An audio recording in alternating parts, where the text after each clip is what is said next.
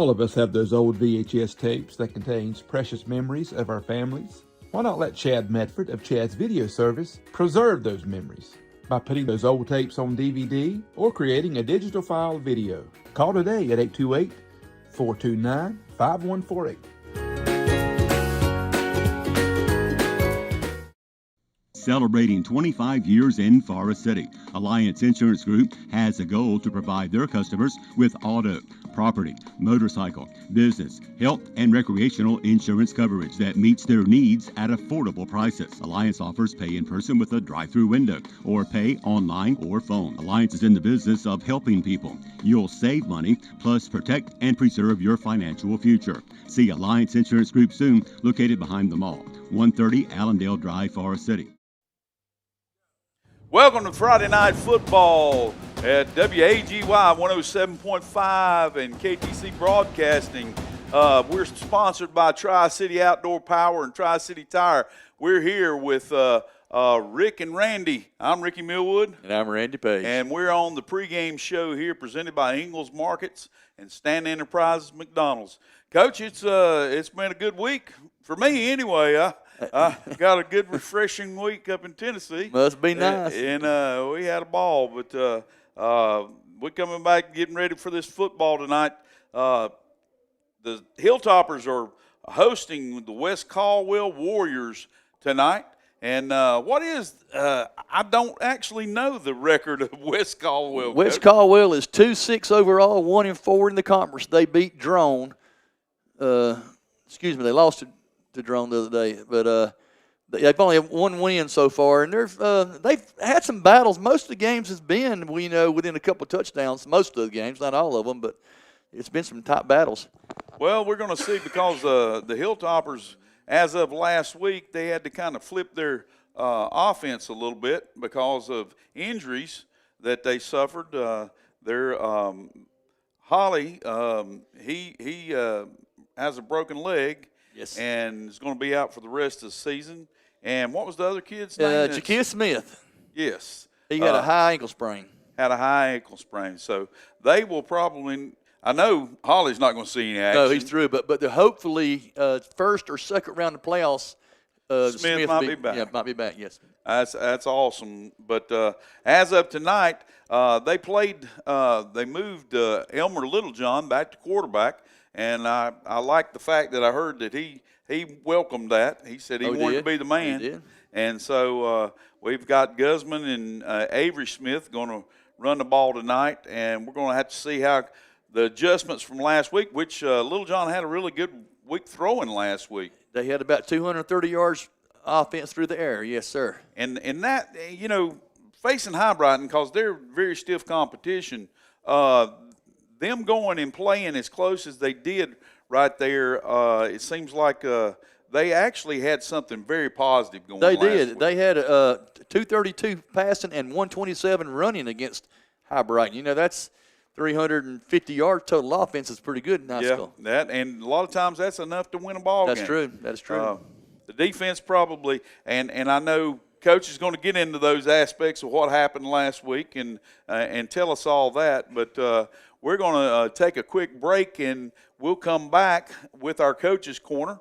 And our Coach's Corner will Raymond James Financial. Yes, thank you, Coach.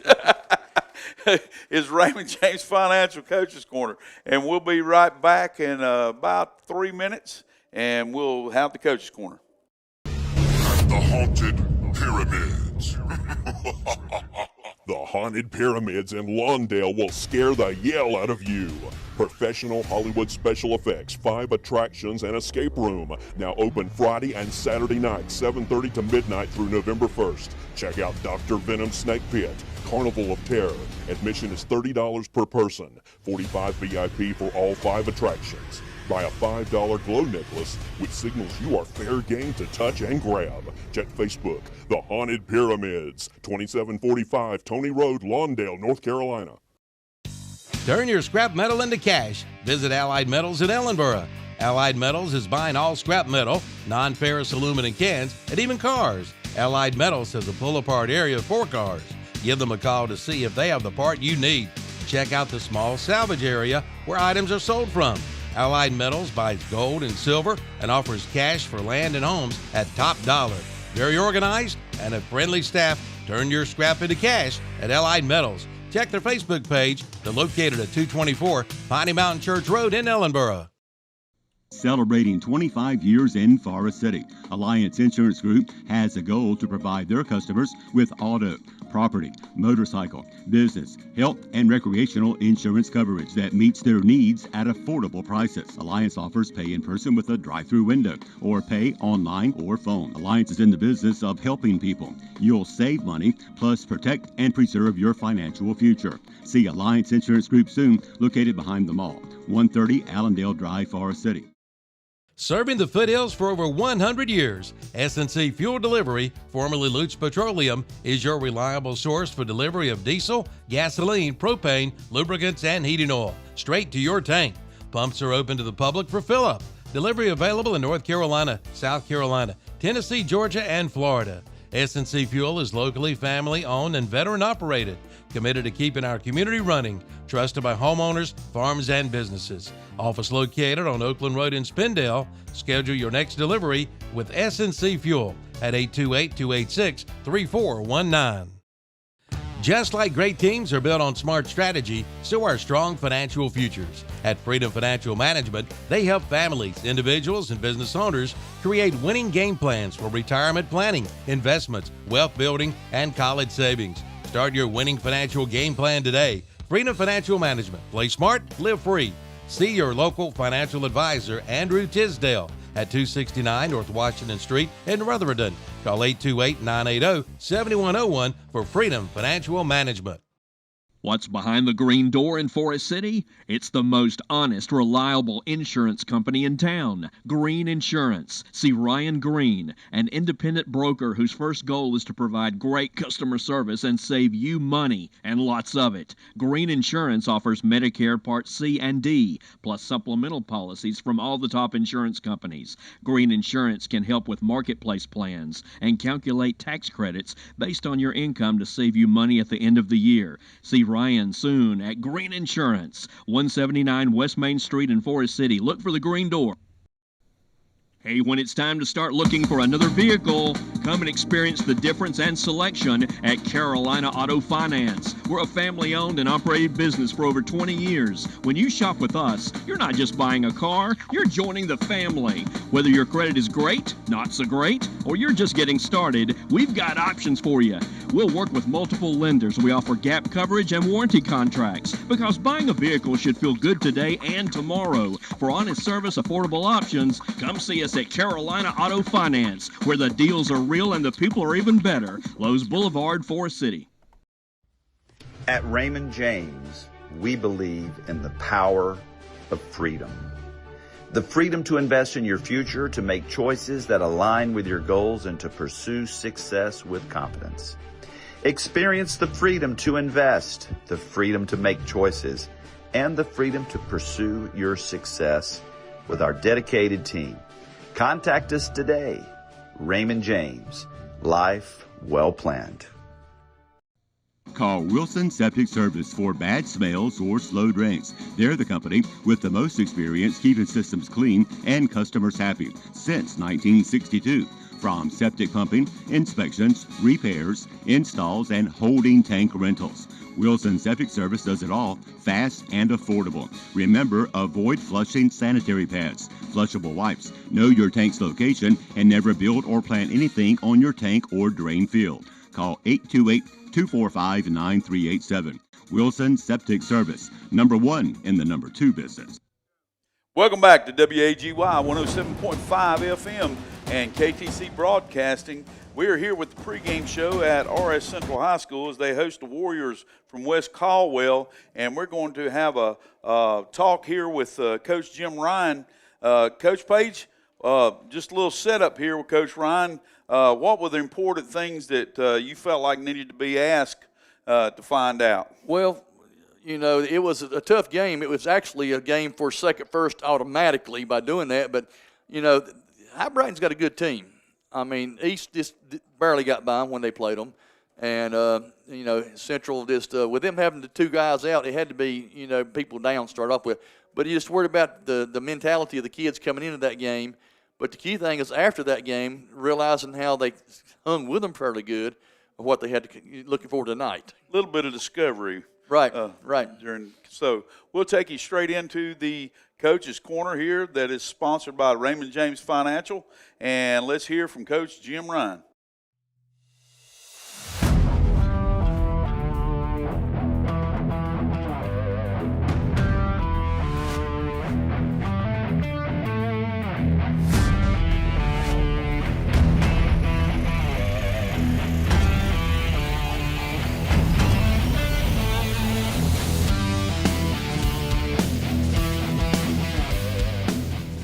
All right, here we are today with Coach Jim Ryan from RS Central High School. Welcome back, Coach.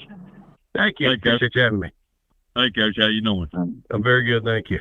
Yes, all right. I guess the big thing coming up is, of course, this week we've got West Caldwell, and actually, even though last week didn't go quite as well as you wanted it to, you actually are still playing. As long as finish it this week and next week, still got a chance for the conference championship. So. Did everything, I know the game didn't go like you wanted last week, but as far as you come out healthy and see some things you think it's going to help you? Right. We actually came out a little banged up. We got a little bumps and bruises, nothing too major like the week prior to with losing our starting quarterback and our starting running back. But we do have some bumps and bruises, so we kind of took a light week to kind of get ready for West Caldwell. And they've been having a challenging year themselves. And this is I think this is a big game for us just because, I look at it like, it took us about half the year to kind of get our offensive identity with our young guys, with Rylan Holly and Keith Smith and Elmer, and kind of figure out that flow. And it takes a little bit to kind of figure out what your identity is as an offense. And once those two guys went down, now it's our job to redefine our identity going into the last part of the year and really kind of work out the kinks there. And thought Elmer did a great job at the quarterback, and that's a position that he's used to.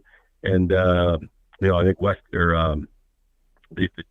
were a really, really good team, and High Brighton was, and their quarterback was really good, the running back was really good, and we just couldn't. We started out swinging back and forth with them, and we just couldn't hang with them, having all those new guys in the same position. But we're going to continue to kind of find our identity and get rolling and get some guys healthy so we can finish up the rest of the year against East in the playoffs kind of at a high note.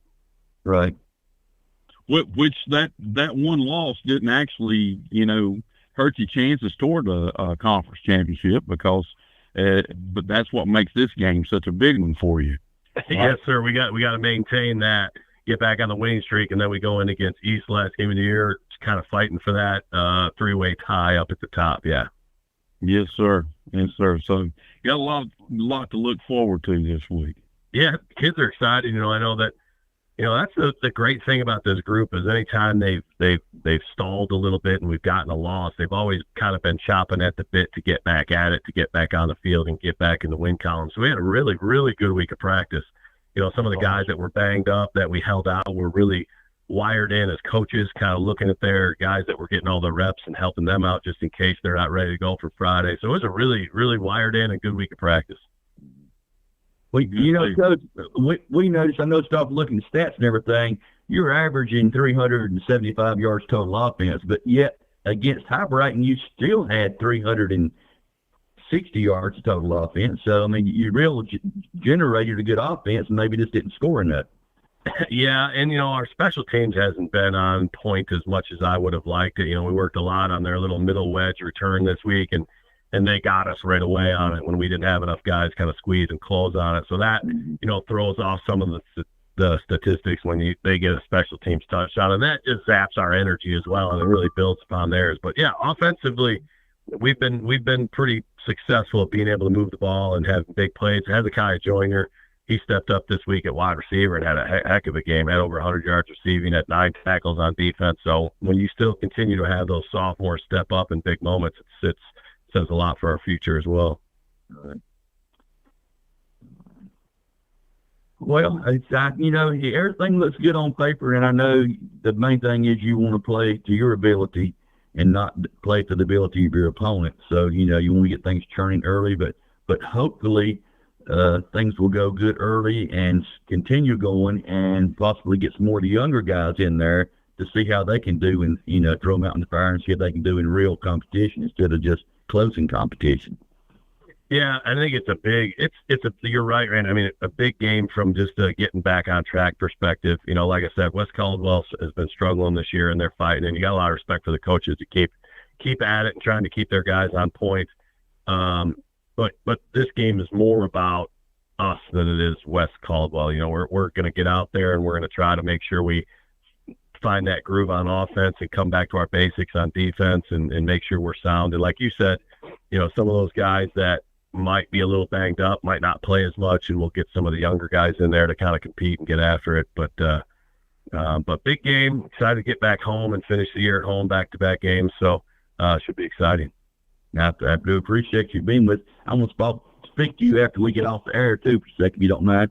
Yeah, no problem. I do appreciate everything. You've been welcoming to us. Of course, we'll be at your place Friday night, and also next Friday night for the big county clash. So I do appreciate you, taking time to talk with us and everything, and we'll see you. Good luck, Coach. If you're looking for a great deal on a late model vehicle, come see us at L&L Auto Sales in Ellenboro, where salvage title rebuilds mean serious savings. We specialize in clean, reliable late model rebuilds that look and drive like new for thousands less than retail. Whether it's that SUV you always wanted or that diesel truck, come see what's in stock. Check the Facebook page. Call Alex Ledbetter to see what L&L Auto Sales may have for you. 828-447-0181. Listen up, folks. Let me give you some good advice. For home building projects, Henson Building Materials in Forest City is where the pros go for a good reason. Henson's has #1 grade lumber of all kinds, including treated lumber, plywood, tools, roofing, cabinets, windows, and doors. Everything you need for your project, large or small. Delivery same or next day. Take my advice and go to Henson Building Materials. You'll hit the nail on the head. 177 Duke Street, Forest City. Vote David Norris, District Attorney, March 2026. A Rutherford County native, David Norris has 30 years of legal experience with nearly 23 in the District Attorney's Office as an Assistant DA.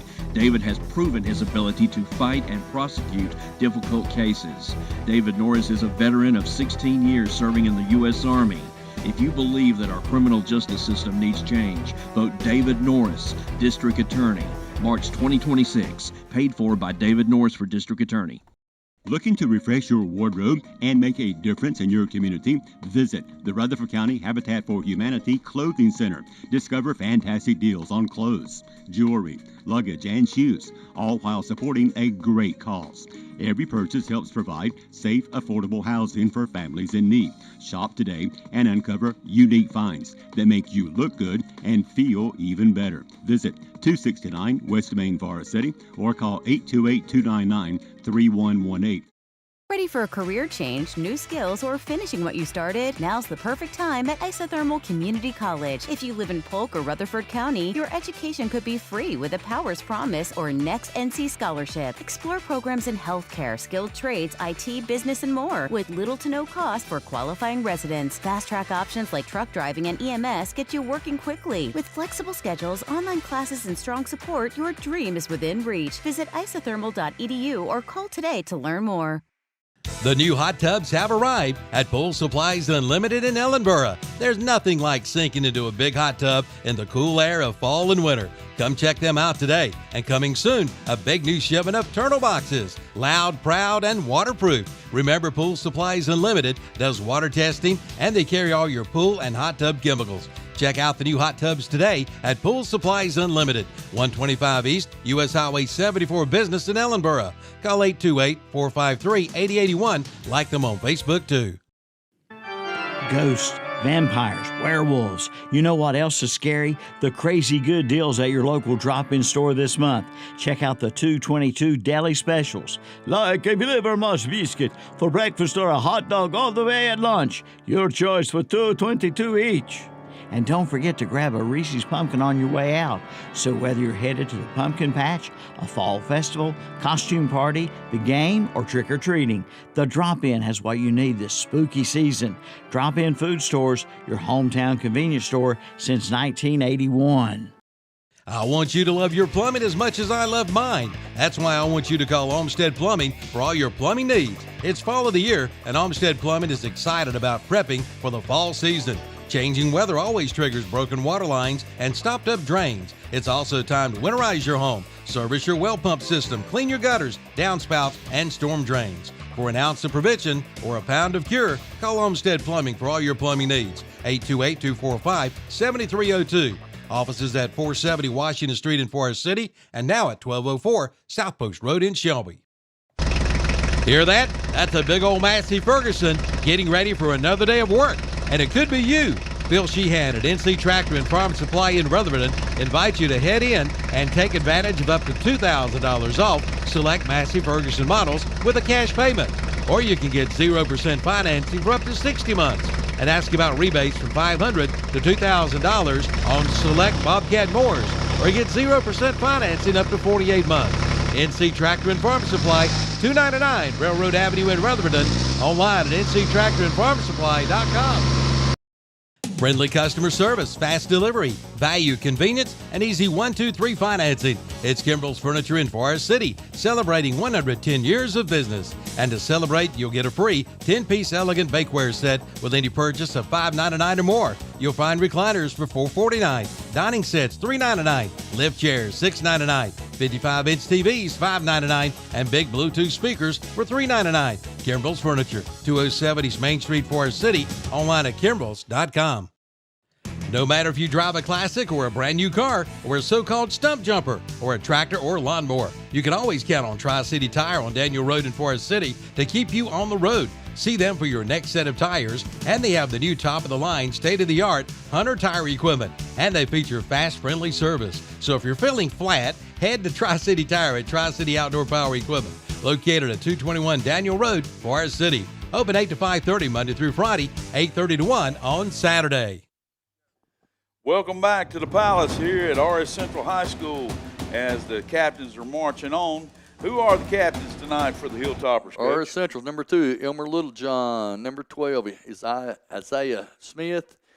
Number 44, Jacob Huggins. And number 51, Mitchell Rice. And who do we have for South Caldwell? South Caldwell is number 1, Xavier Chandler. Number 24, Trenton Ramseur. Number 40, Marco Day. And number 66, Brandon Sudrith. Well, we want to thank Coach Ryan for the Coaches Corner, and that, as I said, was sponsored by Raymond James Financial. And we want to also thank for our pregame show as we're getting ready here to get the toss and find out who's going to kick off to who. All right, whoever won that thing, they just deferred it. So now they're talking to Central, so it must have been West Caldwell who won it. And RS here is they're lining up, which I'm assuming they're going to receive the ball. They didn't say. Yeah. He's putting the ball. Did he just say it? No, Okay. no, the official's going to the side that West Caldwell. Okay, so they're kicking off. They deferred it, and they're going to kick off. So that means that RS will get the ball first, and then that also means that West Caldwell will get it at the start of the second half. Who do we have starting on offense, Coach? Starting on offense for RS Central is the quarterback, number 2, Elmer Littlejohn.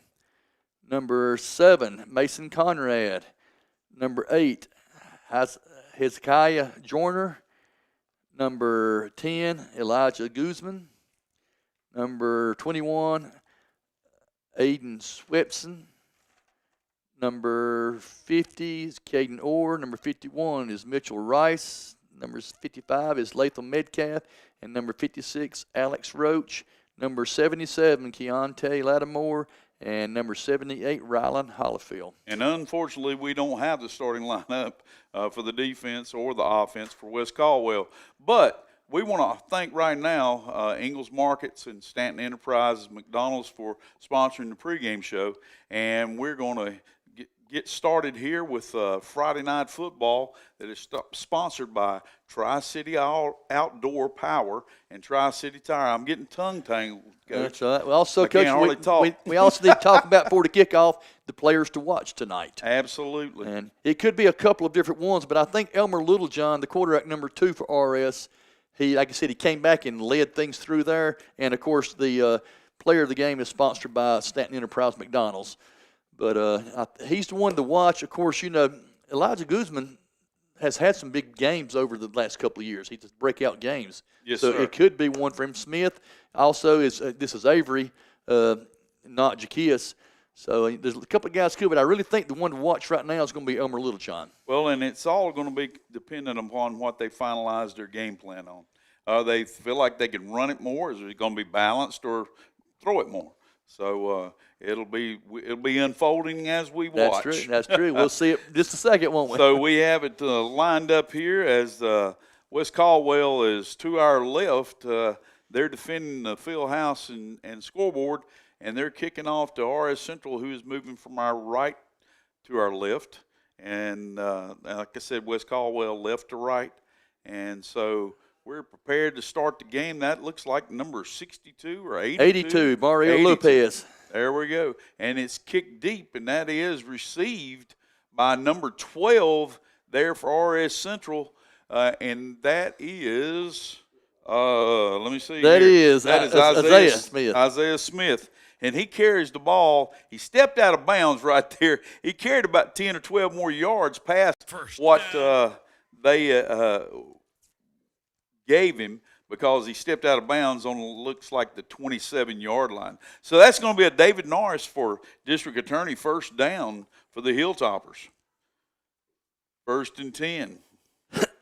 We got a slot to the left and a tight split to the right.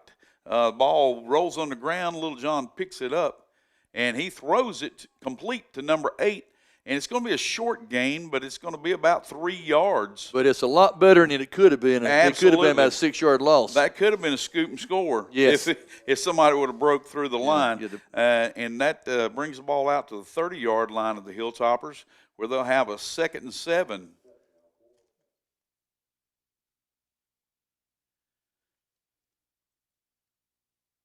So Little John back, shotgun, and he takes a snap. And he throws to his left over the head of the intended receiver, which was number 3, and that was Avery Smith. And it had to have a step ladder to get on that. That's one, Coach. true. That's true. So just a little high on the throw. Okay, plays coming in from the sidelines as we have a substitution with number 33. Liam McBrayer. Liam McBrayer. One back set, all set to the left, a slot to the left, and split to the right. Thrown quickly out for a little bubble screen to number 21, who is Aiden Swepson. And that appears to be close. No, it's not. About a yard short. He's about a yard short, so that's going to bring up a 4th and 1. Interesting start here for the Hilltoppers to see what they I'm having flashbacks right here, Coach. Yes. Bad ones. Oh, a 2-back set. Little John set in the middle at the shotgun. 2 receivers to the right, 1 to the left. Ball's handed off inside, and he carries the ball, and he keeps running. Close. That is number 5, Caleb McIntyre. And that's going to be an interesting spot. Now, getting a favorable spot over here by the guy on our sideline, on the Hilltopper sideline. They did. He had to have some progression in there, and they knocked him back a little bit. So I think they give him some. Yes, sir. That should be a first down. And that should be a first down. That's a David Norris for District Attorney, first down for the Hilltoppers. So the Hilltoppers starting off on a positive note.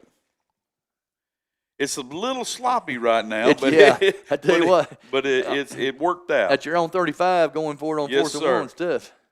Yes, sir. Snap back, Little John. He hands it off to McIntyre. That's going to be a Carolina Auto Finance penalty. It's going to be a face mask, I think, Coach.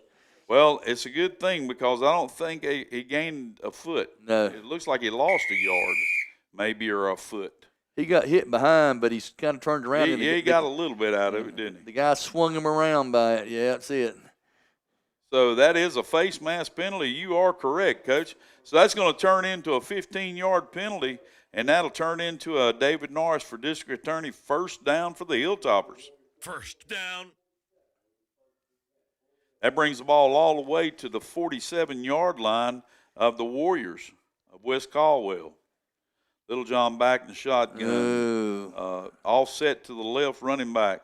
Ball's thrown out quickly to number 8 as a little hitch pass, and that's Joyner, Hezekiah Joyner. I'm sorry. Hezekiah Joyner, and he carries the ball all the way out near a first down again, depending on what they're going to call this right here. So it looks like they're going to call it like a second and a half of an inch. Yeah, the tip of the ball. It's pretty close. It's pretty close. I don't see how they can not measure. I know. I don't either. I mean, the chains are behind. The chains are right on top of each other. So here we go. We got a power set here with a slot to the left, tight to the right. Little John back in the shotgun. Prepared to take snap, and he's going to run it himself, and he runs it around the left end, and he carries it all the way inside the 30-yard line. It looks like the 29, and that's going to be a David Norris for district attorney first down for the Hilltoppers. First down.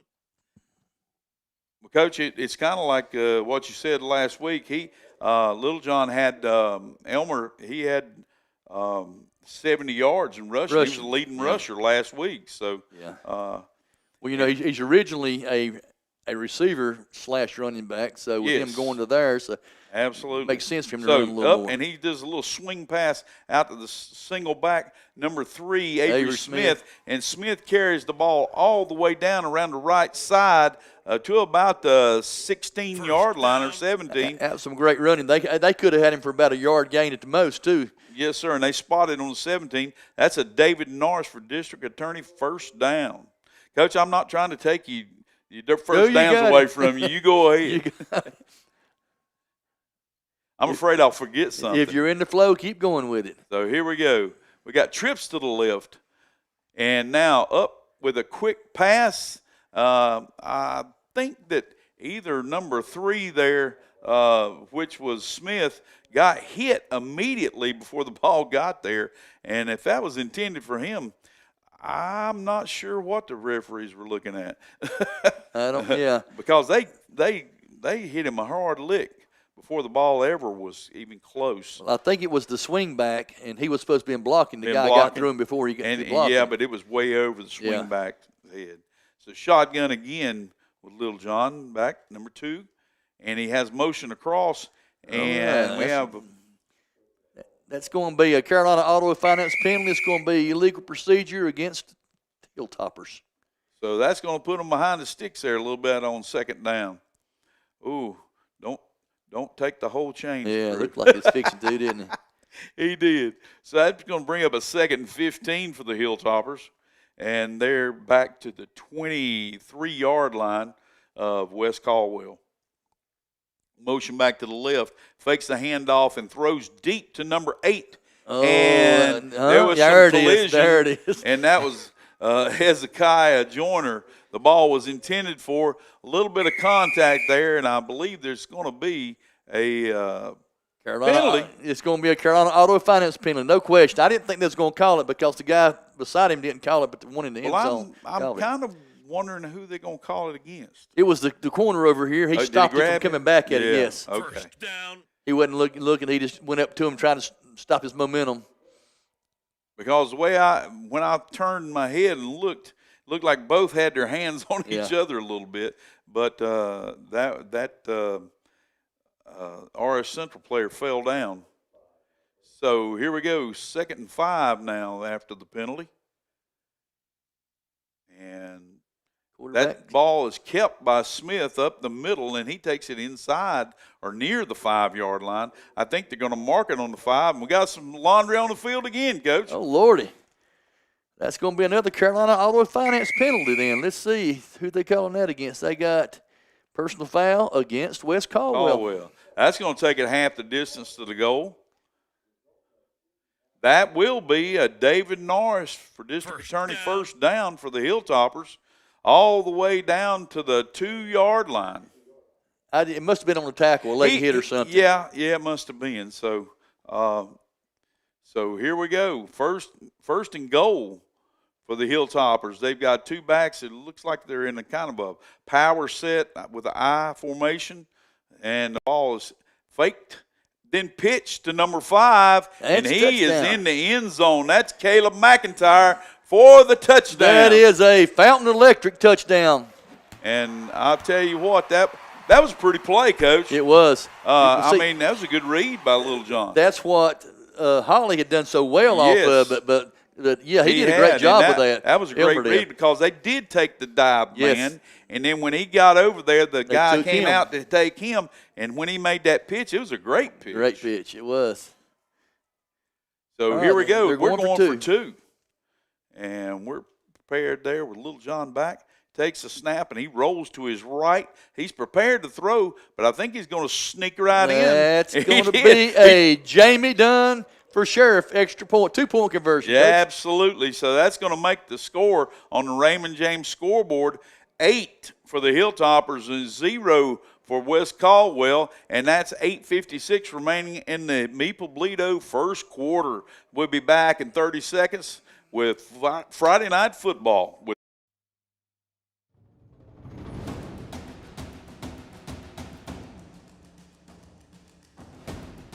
Buy a new zero-turn mower at Tri-City Outdoor Power Equipment in Forest City, and you could win $5,000. Yes, it could be yours. Come in for all the details. The $5,000 will be given away in December, just in time for Christmas. And Tri-City Outdoor Power Equipment is proud to announce that they are now a full-service Bobcat dealer. They carry the full line from excavators to skid steers to tractors to mowers and side-by-sides. And the remaining Torwin Spartan mowers are below cost at Tri-City Outdoor Power Equipment, 221 Daniel Road, Forest City, this year's title sponsor for high school football on Downtown Radio. Welcome back to the Palace here as RS Central just scored, making the score 8-0 in their favor. And we have James Jacobelli preparing to kick off. Interesting formation that we have here on the kickoff because everything's squeezed over to the right side of the field as the Hilltoppers are moving from right to left. And the ball is kicked, and it's a scrum kick. It just rolls along, and it is picked up there by number 24 for West Caldwell. That's Trenton Ramsewer. And he carries the ball back to about the 27 or 20. Yeah, 27 is where they're going to mark it. And that will be a 1st and 10 for the Warriors as they start their first possession. That was a big hit by number 7 and 4 on that. That's 7, of course, is Jordy Hulse. And, 4 is Jordy Hulse and Mason Conrad. They made big hits there on the kickoff return. Quarterback here has an I formation, and that's number 11, Justin Blankenship. He hands off to number 9, Daniel Bloom, who breaks a tackle, and he's off to the races. He's inside the 20, the 10, and he scores for the Warriors on the very first play. 72-yard touchdown, Coach. Yes, sir. And, you know, I have to kind of rack that up to poor tackling, Coach. Yes, because he come through the middle with it. Yeah, nobody really put a shoulder on him and wrapped him up. You was in the hospital last time. We watched them, and they had a big situation of running a little counter tray inside. Yeah. I don't know if that's what it was that time, but that's what they were good at.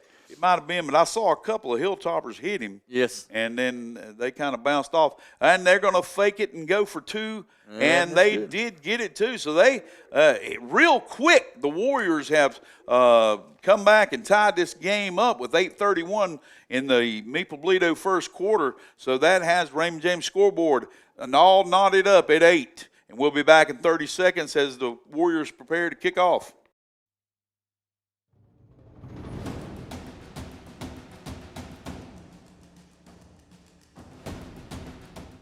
Big game, big appetite. Swing by Mi Pablito for the ultimate victory. From sizzling fajitas to over 100 mouth-watering dishes, we've got you covered no matter your craving. How about fried ice cream, brownies, and funnel cake fries that will score big with your sweet tooth? Come see us at Rutherfordton and Forest City or order ahead at mepubs.com. Stay connected on Facebook and Instagram too at Mi Pablito Mex, because good food is always worth cheering for. Their kicker. Welcome back to the Palace as the Hilltoppers here are prepared to receive the football on the kickoff from Mario Lopez, number 82 for the Warriors from West Caldwell, as they just tied the game up in 2 plays, 8-8.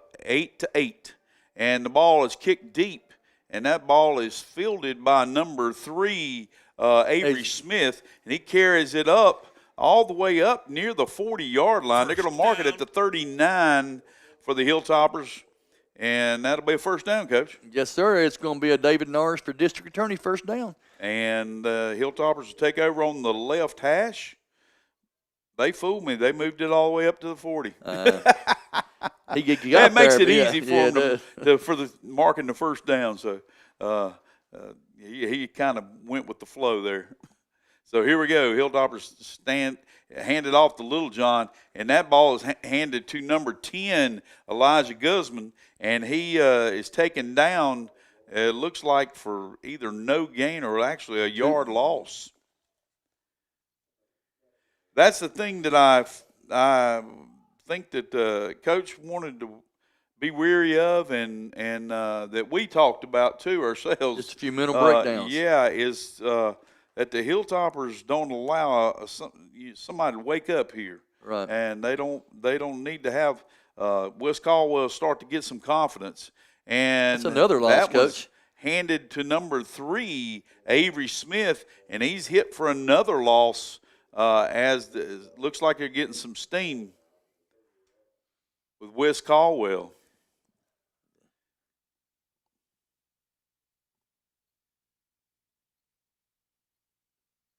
So as the Hilltoppers prepare to get the signal from the sidelines, and that will be coming from the offensive coordinator, Brad Hutchins. So we've got Elmer Littlejohn back at shotgun, and he has number 3, Avery Smith, back as the running back. And he fakes the handoff to Smith, but he's scrambling because he's having to get away from a lot of pressure. And the ball is thrown up to number 8 intended. And that number 8 was Hezekiah Joyner. But that appears like there's some laundry. He was tackled on the way. When he tried to go catch the ball, he was tackled. Yeah, so that's going to be a Carolina Auto Finance penalty. And so that should bring it all the way back up for a first down. And the Hilltoppers were beneficiaries of some penalties in the first drive that they had too. So this is not something that's just new that's happened. But I think the Warriors are penalized a lot during their games. Right, they are. Yeah, they're probably one of the top ones in the conference right now as far as penalties. It's which is a smart thing. If you're getting beat for a touchdown, the 15-yard penalty takes a snap. He hands off to number 3 around the right side, and that's Avery Smith. And Smith carries it all the way inside the 40-yard line of the Warriors.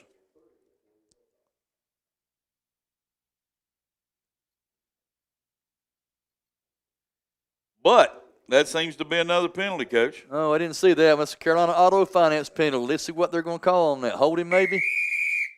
That is against the Hilltoppers, and you're correct. That is a holding penalty. So that's going to mark them back 10. That's going to make it now 1st and 20 for the Hilltoppers. That's the one thing that the Hilltoppers hadn't had to face is that extra long yardage needed. So here we go. Ball snapped, and it's handed. No, it's fake. Oh, good it's shot across the middle. 21. Pass, and that ball's thrown to 21. He's inside the 10. He's all the way down in the end zone. That's Aiden Swepson for the touchdown. It's a Fountain Electric touchdown also, Coach. Great move. He just had enough speed just to separate. a little slant across the inside, and it was just a little play action. I thought it was going to be incomplete pass, Coach, because it was a little bit high across through there. Yeah, but he snagged it right out of that. Swepson snagged it really well, and it looked like timing perfect. It was. I said a little high, everything else perfect. He hit dead on the run. He didn't have to slow down at all. So the Hilltoppers are going for 2 again, and that's Little John carrying it in himself, and that's now going to bring the score to 16 for the Hilltoppers. That is a Jamie Dunn 2-point conversion for sure. And 8 for the Warriors, and that's 6:25 remaining in the Maple Bledo first quarter from the Raymond James scoreboard. We'll be back in 30 seconds.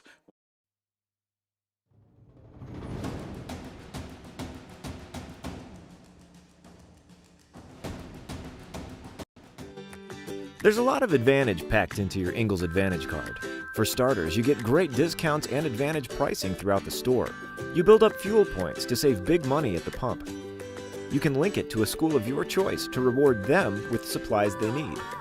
You get weekly sales alerts on items you buy the most when you sign up for Advantage Mail, and even special perks around the holidays. So get the advantage with your Ingles Advantage card. Ingles, we're with you every step of the way. Welcome back as the Hilltoppers just now kicked off, and the ball goes out of bounds, which is actually going to make them have to come all the way back and either re-kick or they could have the ball at the 40-yard line. Coach, correct, that was Joyner kicking off instead of. It was not Yacovelli kicking off. That was Hezekiah Joyner who was kicking off that time. I don't know what's happened or if that was just a different play. But we want to also thank him as we welcome you back here at 107.5 FM WAGY and KTC Broadcasting. We want to thank our sponsor, Tri-City Outdoor Power and Tri-City Tire, for bringing you Friday Night Football. Also, don't forget, we're on YouTube on WAGY Radio, Far City, or KTCBroadcasting.com. You can watch us on YouTube tonight. And it's a re-kick. So the ball now is kicked. It's also kicked by Joyner again, and that ball was taken about the 30-yard line and carried all the way out to, seems about the 43 of West Caldwell, where they would take over 1st and 10 for the Warriors. Coach, let's see if we can get a little defense going for the Hilltoppers right now. Yes, we need that. Yes, sir. We don't need another replay of what happened the last series. So here we are, 1st and 10 for the Warriors, starting on their own 43-yard line.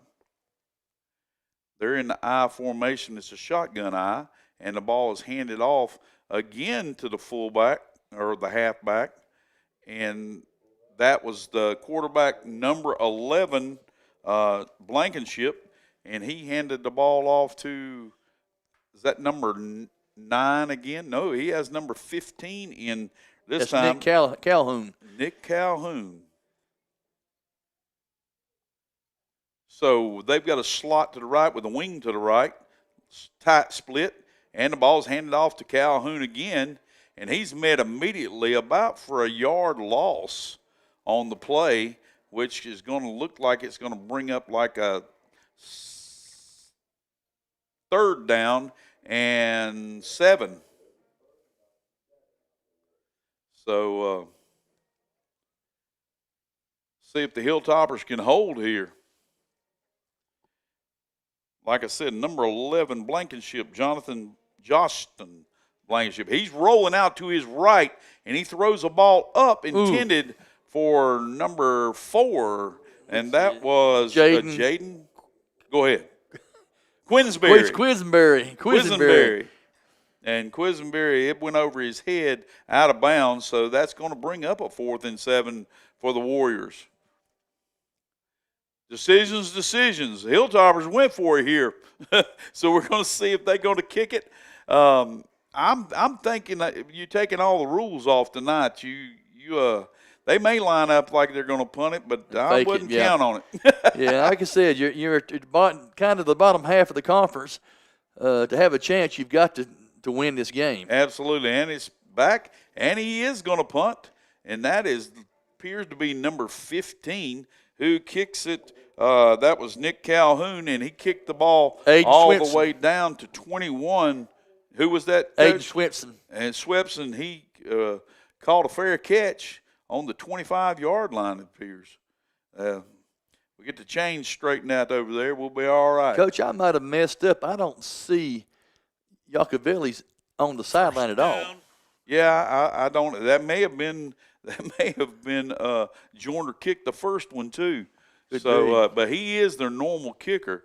But here they are starting with the David Norris for district attorney first down for the Hilltoppers from the I formation, and it's handed off. It appears to be to number 3, Avery Smith, and he carries the ball. Looks for like a 5-yard gain, Coach.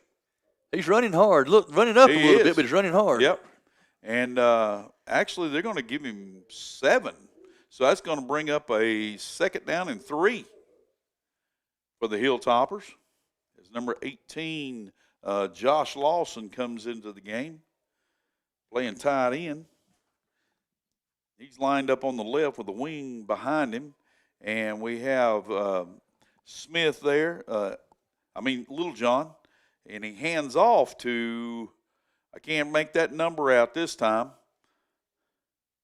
That was number 2, handing off to number 5. That's Smith, the other Smith. That was Caleb McIntyre. Caleb McIntyre, I'm sorry. McIntyre carries the ball out about 2 yards, and it looks like it's going to bring up a 3rd and 1, Coach. Wouldn't you say? Yeah, slot but they get the marker set over there. Tight to the left, slot to the right. Single back set off to the left. And that means Little John's going to keep it. And he carries it. He's dragging 2 of them all the way out. And it looks like his knee did not hit the ground until he got to the 40-yard line. Yeah. So they had their that's going to be a first down, Coach. That is. David Norris for district attorney first down. Coach, they had their fingers stuck in his belt or he was gone. I know. If he'd have got free from those 2, he was gone. And I don't think the tackler realized he had him because he just, like his hand was stuck in him. All right, we have a split to the right, slot to the left, a wing to the right, back, and Little John rolls to his right, and he throws the ball out, completed to number 8, Hezekiah Joyner, and that's going to appear to be maybe 2 yards short of a first down. 8-yard gain. And that'll be 2nd and 2. That was an excellent pass, Coach. It was. Just as he made the turn, the ball was there waiting on him. Seems like Elmer's kind of picking up where he left off last year. Right. He's doing a good job. He's had enough reps, I'm sure, for 2 weeks. So here we go, motion back, and he hands the ball off. But I see some rags on the field. All right, that is a Carolina Auto Finance penalty, and it's illegal procedure against the Hilltoppers. So that'll take them back 5, and that's going to make it now a 2nd and 7 instead of a 2nd and 2. Changes the play just a little bit, Coach. You always want to kick yourself in the rear end when things like that happen. You can't shoot yourself in the foot. Slot to the right, split to the left, motion back to the left, but the ball's on the ground, and it looks like Little John scrambled back and got the ball. It was handed off to number 20. Is that 6, Coach, or 25? It's got to be 24. 24, yes. Mikael Jennings. And the ball hit his belly, but it bounced off and fell to the ground. But quarterback Elmer Littlejohn fought his way back and got the ball I really think Littlejohn tried to pull it for keeps what he tried to do. That's going to be a 3rd and 12 for the Hilltoppers. Ball snapped back. He's prepared to throw. And he does throw that ball deep. And he's throwing it to number 21 intended for Aiden Swepson, but it was just a little bit out of his reach there, Coach. Yeah, just a little bit. He was open. Yep, and it was a pretty pass. It was just a little bit too far. It had enough arc and enough drop on it to be able to fall in the bucket. I've come to watch a few of their practices after leaving my son and everything, and they do a lot of that dropping bombs in. They really work on that a lot. Well, it tells right there. So here they are. They're lined up for the punt formation. And the ball snapped back, taken by the punter, and he gets it off. That is number 33, Liam McBrayer, and he kicks it to 24. number 24 there for the That's Warriors. Trenton Ramseur. And he carries the ball all out near the 40-yard line. Seems like that's where they're going to mark it at, the 40. And they will be over on the with the Warriors traveling from left to right as we're looking at it. They're over here on our near hash where they would take over 1st and 10. There's 2 minutes remaining in the Meeple-Bledo first quarter, and the score on the Raymond James scoreboard is Hilltoppers 16 and the Warriors 8 from West Caldwell. So here we go with the third possession by the Warriors from West Caldwell. Ball snapped back to number 11, and he hands off. Hit the and is backfield. immediately hit By number just as 7. soon as he got the ball, number and that was 7. number 8, Ferguson, Xavier Ferguson, and he was hit immediately, and he did a good job just to cut that to a 1.5-yard loss. Mason Conrad come back there and caught him deep in the backfield. Absolutely. So that's going to bring up, we'll just say, a 2nd and long 11. He got trips to the left this time. That's unusual. So that's Blankenship back to take the snap, and he does. And he throws the ball inside on a little slant pattern, and that is completed to number 10, Lathan Dula. And Dula is hit immediately as he catches the ball, but he carries and drags the defender all the way inside the 45-yard line of the Hilltoppers. Looks like it's down to the 42, Coach. Yeah, he drug him. It wasn't but a 5-yard pass. Yeah. And, of course, he was a lot bigger than he was. The defender he was too. So that's a 1st and 10. And the ball's on the ground. And I think Blankenship got back on it. Yep. Hit his hands and bounced away from him. I thought that maybe that Hilltopper that was charging was going to be able to get to it. Yeah, bounced right in his hands maybe. Yep. But that's going to bring the ball back another 2 yards, so that's going to make it a 2nd and 3 yards. That's going to make it 2nd and 13. Blankenship, he fakes to the left, throws bubble screen back to number 24, and finally they decided to get 2 of them on him so they could put him on the ground. That was completed number 24, Trenton Ramseur, and he carries the ball all the way back out to the 40-yard line of the Hilltoppers, which appears to be a 3rd and 7 for the Warriors. Give or take an inch or two.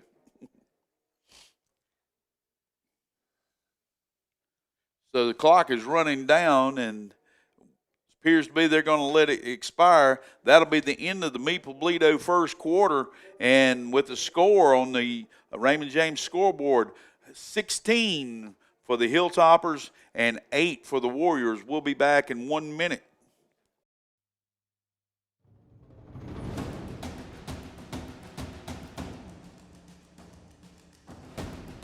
At Fountain Electric, we believe every home deserves exceptional electrical service. We are trustworthy, reliable, and hassle-free. Integrity and customer focus are the main values that guide us. We aim to build lasting relationships with homeowners based on respect and mutual trust. Fountain Electric, lighting your home, elevating your life. Contact us today.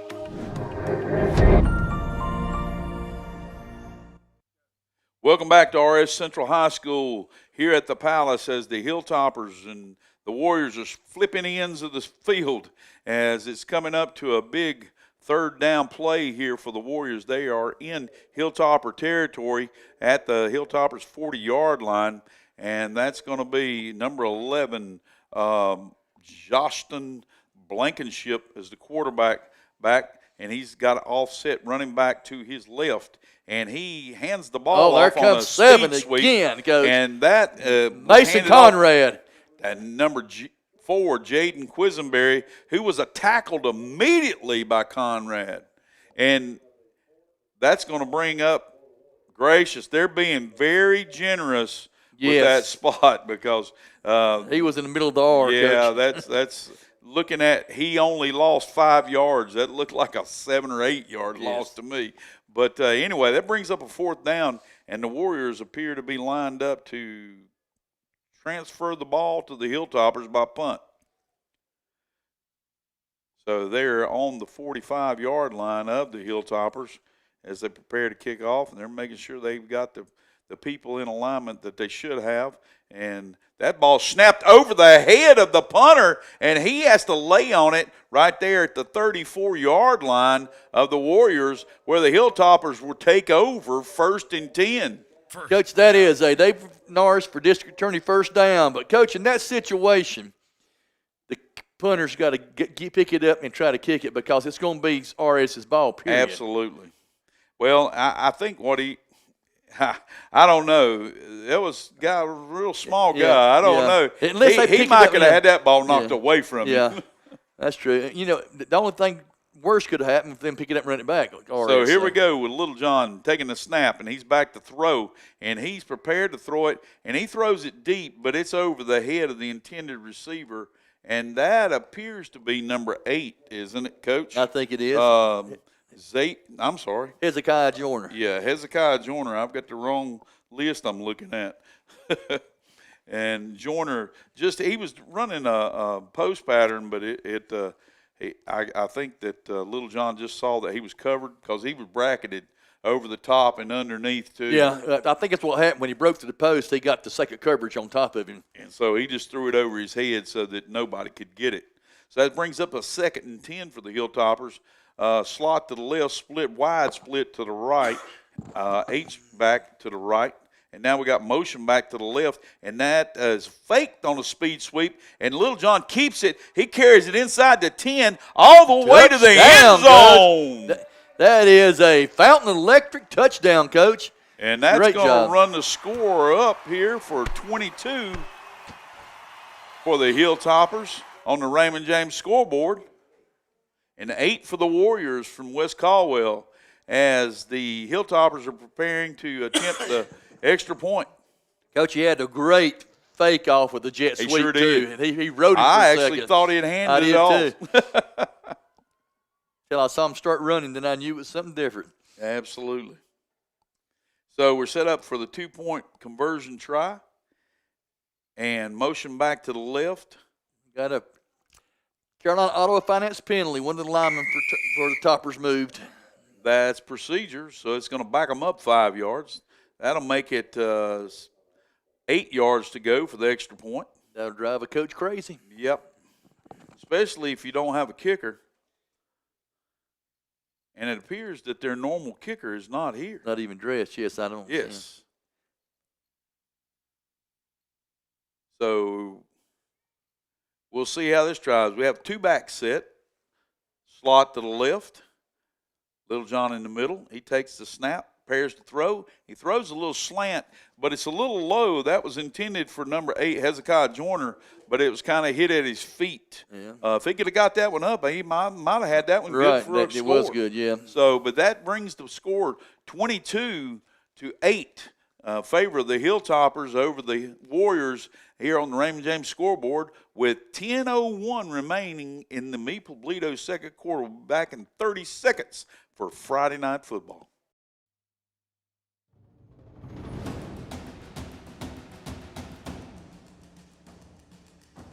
Blue 42! Blue 42! Unlike football, life doesn't take a timeout, and anything can happen at any time. Unfortunately, anything isn't always a good thing. You need auto and life coverage, and agents. There for you 24 hours a day, 7 days a week. You need North Carolina Farm Bureau insurance. Timeout? Not even in our vocabulary. Rutherford County Farm Bureau is at 153 Reservation Drive, Spindale. Call 828-287-2428. Hezekiah Joyner back here at the Hilltop preparing to kick, and he does. He kicks the ball down about the 24-yard line, and that ball is received by number 15, Coach. That's sorry about that, Coach. That is Nick Calhoun. Yes, sir. And Calhoun carries the ball all the way out to the 39-yard line. It appears where they're going to mark it. And that's going to be on the far hash from us. Nope, they're going to mark it right dead in the middle of the field. So that's going to be a 1st and 10 for the Warriors, and we'll have to see what they got going on this time. Hilltoppers have cranked up their defense here in the last couple of series and have been able to make some stops in the backfield. Yeah, they got trips over here, Coach. They're not really got them covered. Yes, sir, and where they don't have them covered. So he's throwing up bubble screen, but he gets away, but the receiver gets away, and that's number 4 streaking down the sidelines on the completion all the way for a touchdown for the Warriors. And that's going to put 6 more points on the scoreboard.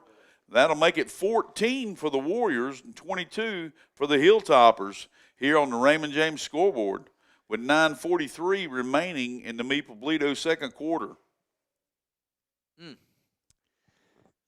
They got the old fuddle huddle lined up, and last time they just snapped it directly to the quarterback, and he carried it in with I don't know if we got enough people over there to cover everybody, Coach. So he does snap it back. He's prepared to throw, and he's playing man-to-man, but that ball falls incomplete. Had some pretty good coverage back there in the back of the end zone. It was. I can't see who it is right now. I think it's number 8, Coach. Number 8, yes. And that was Hezekiah Joyner who broke up the pass. So that's incomplete there on the extra point try, and that was a Jamie Dunn for sheriff attempt. Yes, it was. So we'll go ahead and run with that, and we will be back in 30 seconds as the Warriors prepare to kick off to the Hilltoppers back for WAGY 107.5 and Friday Night Football.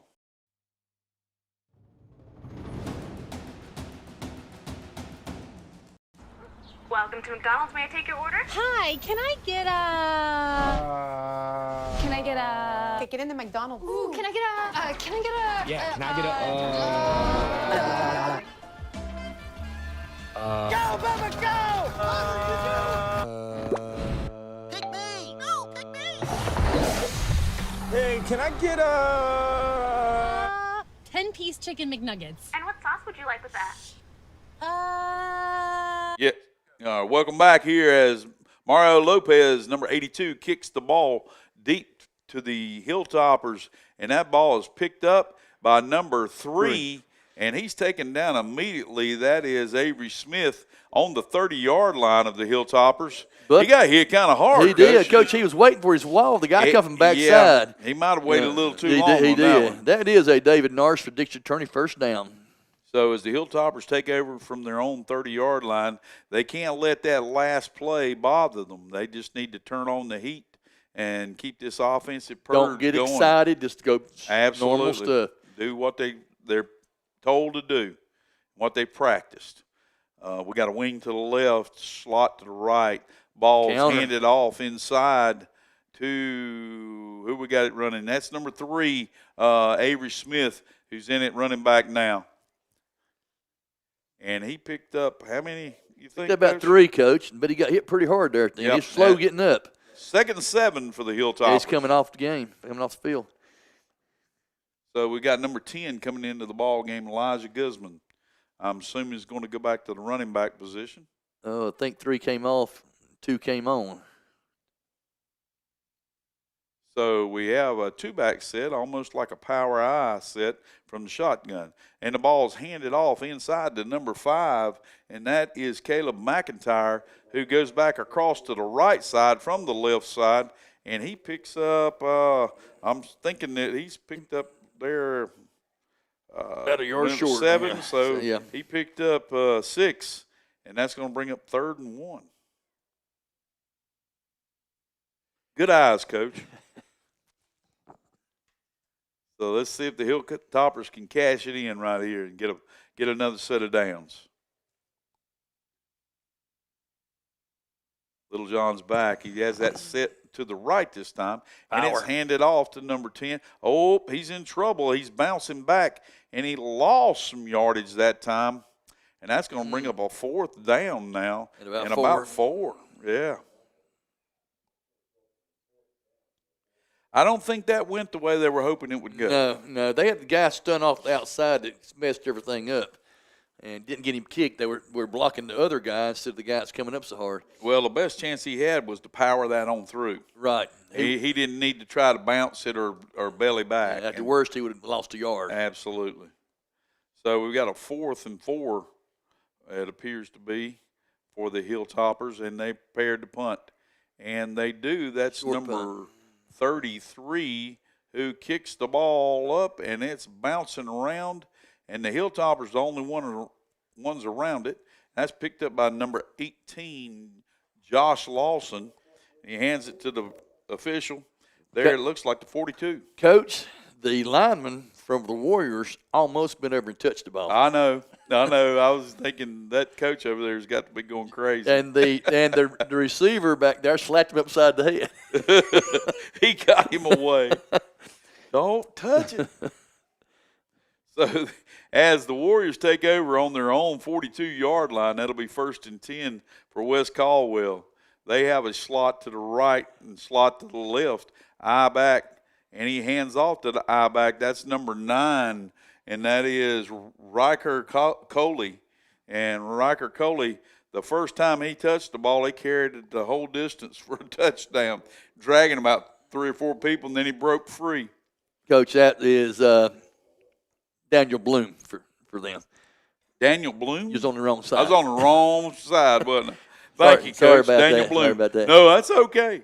All right. I get mixed up sometimes. And the quarterback's scrambling, and he looked, man, that was miraculous what he did. Bloom caught the ball, and he's turned what should have been like a 5-yard loss into a 6-yard, 8-yard gain. That was amazing to watch. That was amazing that he got that off. I mean, he just threw it up in the air. Yeah, well, the quarterback was going down, and he threw it toward him. Oh, wait a minute. They got a call here, Coach. I think they just called him down. His knee was down. Nope, they got a penalty. It is a Carolina Auto Finance penalty. It is holding. Holding, okay. So that's going to take them back, turn something into very positive for the Warriors, back into a big negative. That takes them all the way back to their 33-yard line, and now it's a long way. I would say 19. I'm guessing at that. Yes, I'd say 19, Coach. So we have now. We have a Raymond James Financial timeout, Coach. And we'll be back in 30 seconds for Friday Night Football, sponsored by Tri-City Outdoor Power and Tri-City Tire. Leave no leaf unturned with the new Husqvarna leaf blower from Hardin Rentals and Sales in Forest City. Now take $50 off the Husqvarna 230i leaf blower, now $269.99, and price includes battery and charger. And trim it up with a Husqvarna 220iL string trimmer, now $50 off, sale priced at $279.99. Save 2 on commercial and residential mowers by Skag and Husqvarna. And they have roll-off dumpsters. Get yours today at Hardin Rentals and Sales, 365 Oak Street in Forest City, online at hardin-rentals.com. Welcome back to WAGY 107.5 FM and KTC Broadcasting as the West Caldwell takes the snap, and they've got a second down and about 19, and they throw an incomplete pass out to the right side there, and that was number 11. And I wish I could just remember it's Blankenship. Johnston Blankenship, yes. Johnston Blankenship.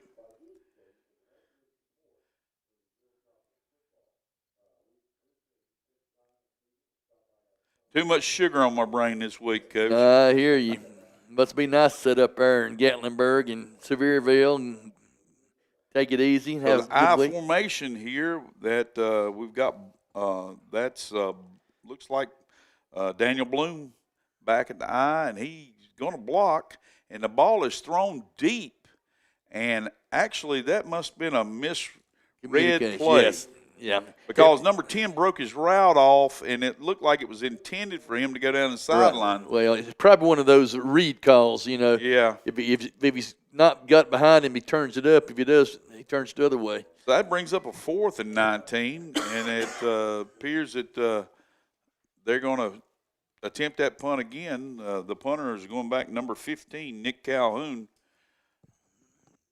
I know they're hoping for a different outcome this time, but I know the Hilltoppers hope that same thing happens. Yeah, Hilltoppers have number 8, Hezekiah Joyner, and I don't know he was 24. And the ball is punted, and it's going to be fair caught by number 8, Joyner.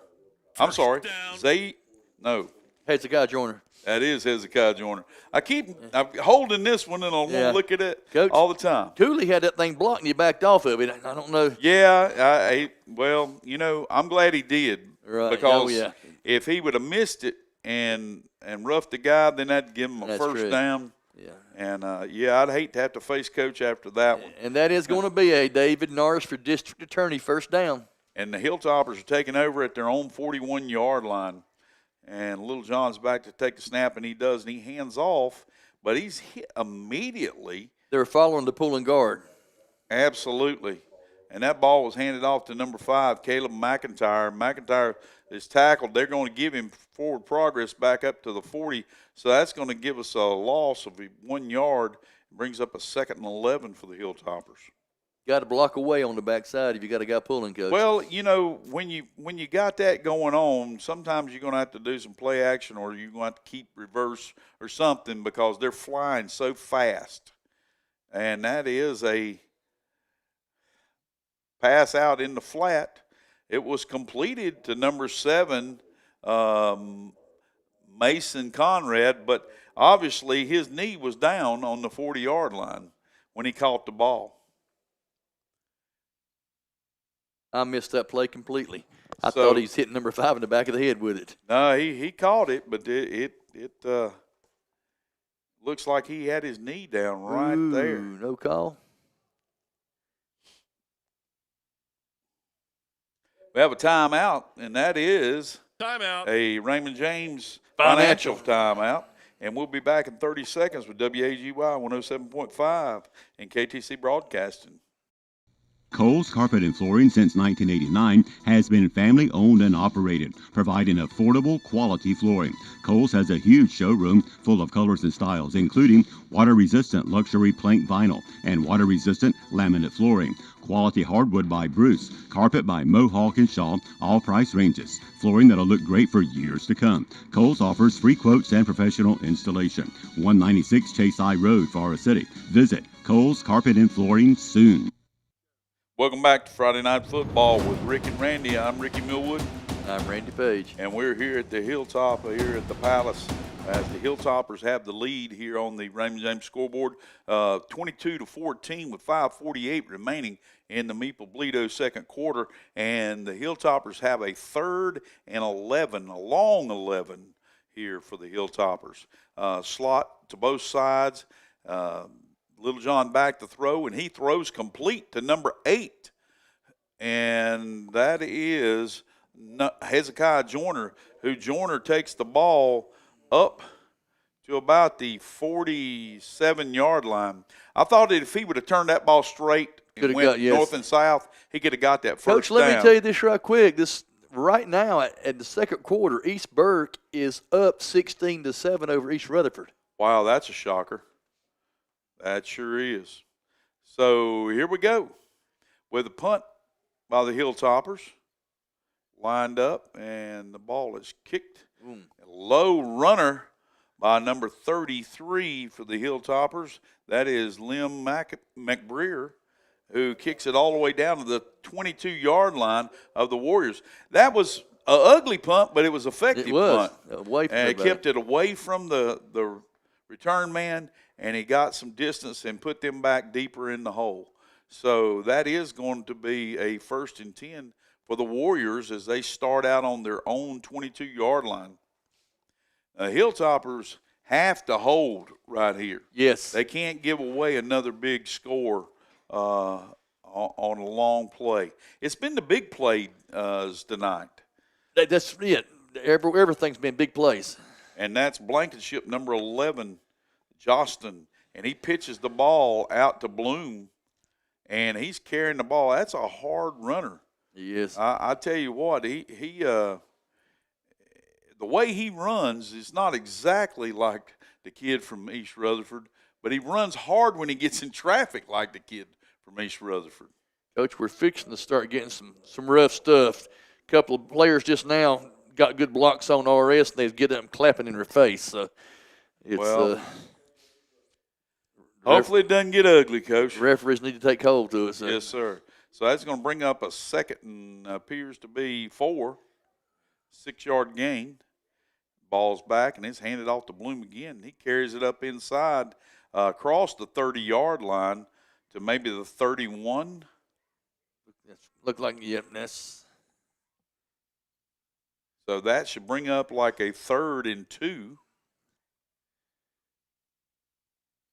That's exactly where they mark it. And that'll be 2 yards to go for a first down as they're back with number 11, Blankenship, in the shotgun. He has Bloom behind him, Daniel. He has trips to his left and split to the right. So if they rush 5, I don't think they can block them, Coach. No, Coach, that is a Carolina Auto Finance penalty as an illegal procedure against the Warriors. Takes them back 5. So now instead of 3rd and 2, they've got a 3rd and 7.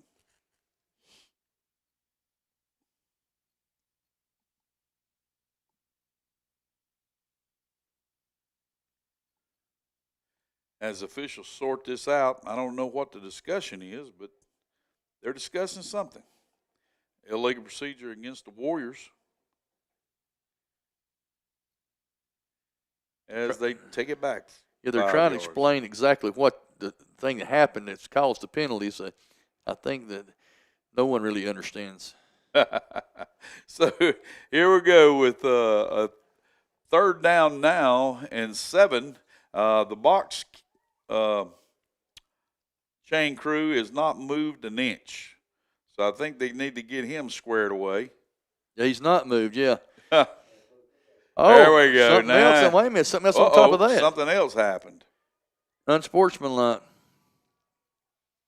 Wow, that's fortunate for the Central Hilltoppers. might be using some timeouts now with 3:37 left to go before halftime. Yes, sir. So that takes it back another 15 yards. So instead of 7, I guess it's going to be, 22? 22. 3rd and 22 for the Warriors. We sure don't need a big play right now. No. Need to make sure that we make a tackle. A big play for Central would be good, yes. Yes. We don't need to give up a busted tackle and have somebody run the distance. That would be heartbreaking. So here we go. We've got Blankenship back, take the snap. He does. He fakes, and then he throws deep, and it's throwing it into no man's land all the way over here on the Hilltoppers sideline, and that ball is falling incomplete. They don't have to take a timeout now, Coach. That brings up, that's exactly right. They didn't have to take one. So that brings up a 4th down now for the Warriors and 22 to go. So the Hilltoppers are going to get the ball back here in really, really good field position. If we've got number 21, Aiden Swepson, back deep. He's been catching each one of those balls, but I like to see him catch one and take off running. Yes, I would, yeah. And not fair catching. Well, they've been having 2 back a little bit. Exactly. Now, I know that the snapper here for the Warriors has got to be thinking about, don't get it over his head. So he does kick the ball. That is a good punt, Coach. And it's going to fall about the 42-yard line of the Warriors and roll all the way out to the 47. So that's going to be a David Norris for District Attorney first down, Coach. And that's where the Hilltoppers will take over here in this final 3:32 in the Meeple-Bledo second quarter, as the Hilltoppers are ahead on the Raymond James scoreboard by a score of 22-14 over the West Caldwell Warriors. Let's see if the Hilltoppers can cash this in. They need to, because the Warriors are going to get the ball starting the second half. Right. They need to run this clock all the way down and cash it in. So here we go with Little John back in the shotgun. All set to the right. That is number 10, Elijah Guzman, who gets the ball. He picked up maybe 2. They're going to mark it at the 45-yard line, and that's going to bring up a 2nd and 8 for the Hilltoppers. They're getting a signal from the sideline. I like that slant pass, Coach. Oh, yes. Trying to see so if Little John's up. West Caldwell's trying to cover it. No, the slant is there, Coach. It's there with number 8, I'm telling you.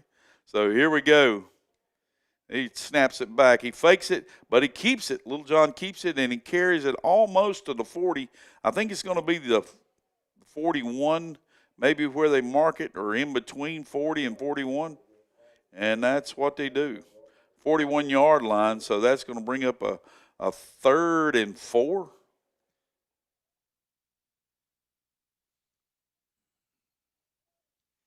Doesn't look like 4, but I guess the math on it there looks like 4. Yeah, it does.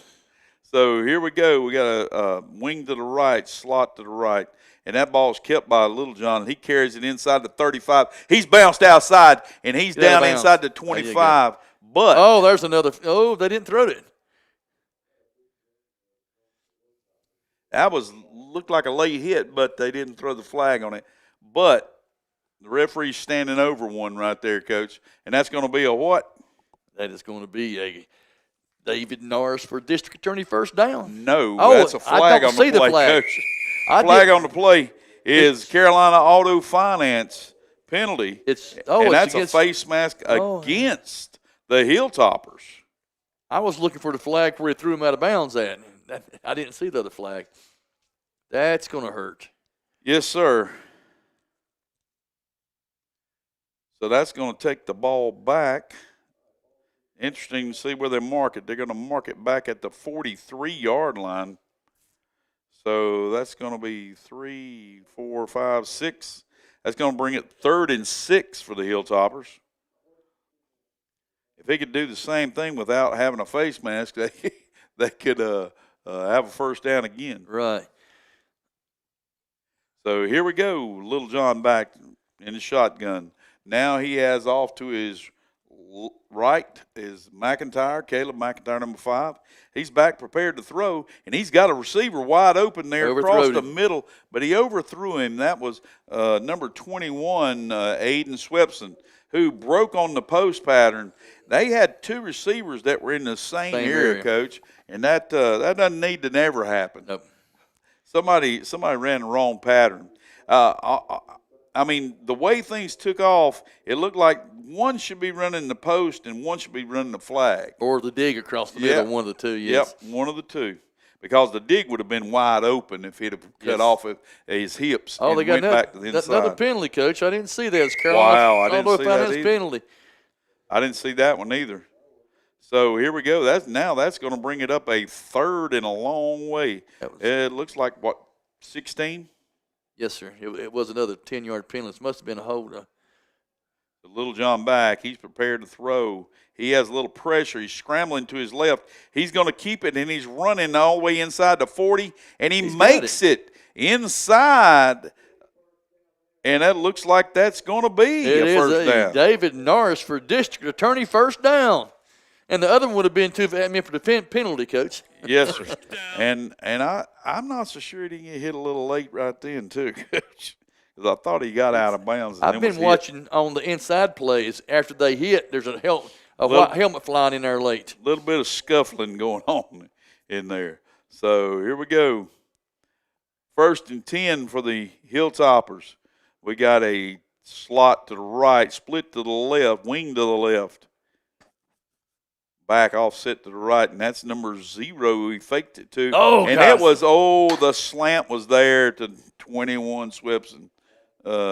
And that Aiden Swepson hit his hands and just ricocheted off. I guess it was just a little hot. Yeah, it was a beautiful pass, but it was hot. So that's going to bring up a 2nd and 10 for the Hilltoppers with 1:55 remaining in the Meeple-Bledo second quarter. Now they're covering the slant now. Yep, they set the guy inside. But the slant backside's open now, Coach. Yes, sir, it is. But the ball's handed off to number 0, and he bounces the ball down to the 30-yard line, and that is C.J. Sparks. They're doing the running back by committee tonight. Yes. They've had a little injury, so there's 24. I think he must be the tight end or the Bringing H-back. up 3rd and 4, Coach, from the 30-yard line of the Warriors. Little John back in the shotgun, takes a snap, and he rolls it to the right. He goes up inside, and it appears he gets inside the 25-yard lines, which should be another first down. That's definitely a David Norris for district attorney first down.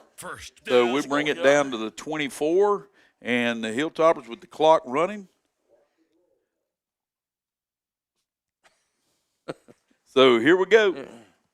And the ball's carried up inside. And that is kept by number 2, Little John. And they're going to have to call a timeout now, Coach.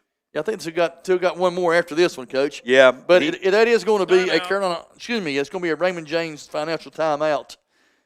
And we're going to be back in 30 seconds, Coach. Yes, sir. All of us have those old VHS tapes that contains precious memories of our families. Why not let Chad Medford of Chad's Video Service preserve those memories by putting those old tapes on DVD or creating a digital file video? Call today at 828-429-5148. We want to thank Chad Medford of Chad's Video Service for all the video graphics and commercials. You know, Chad, he makes our job a whole lot easier here by setting everything up.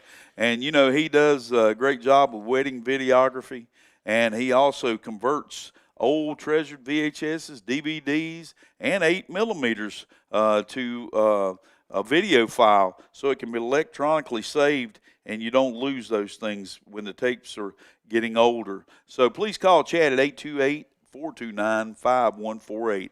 Hilltoppers here set up with a 2nd and 8 from the 22-yard line of the Warriors.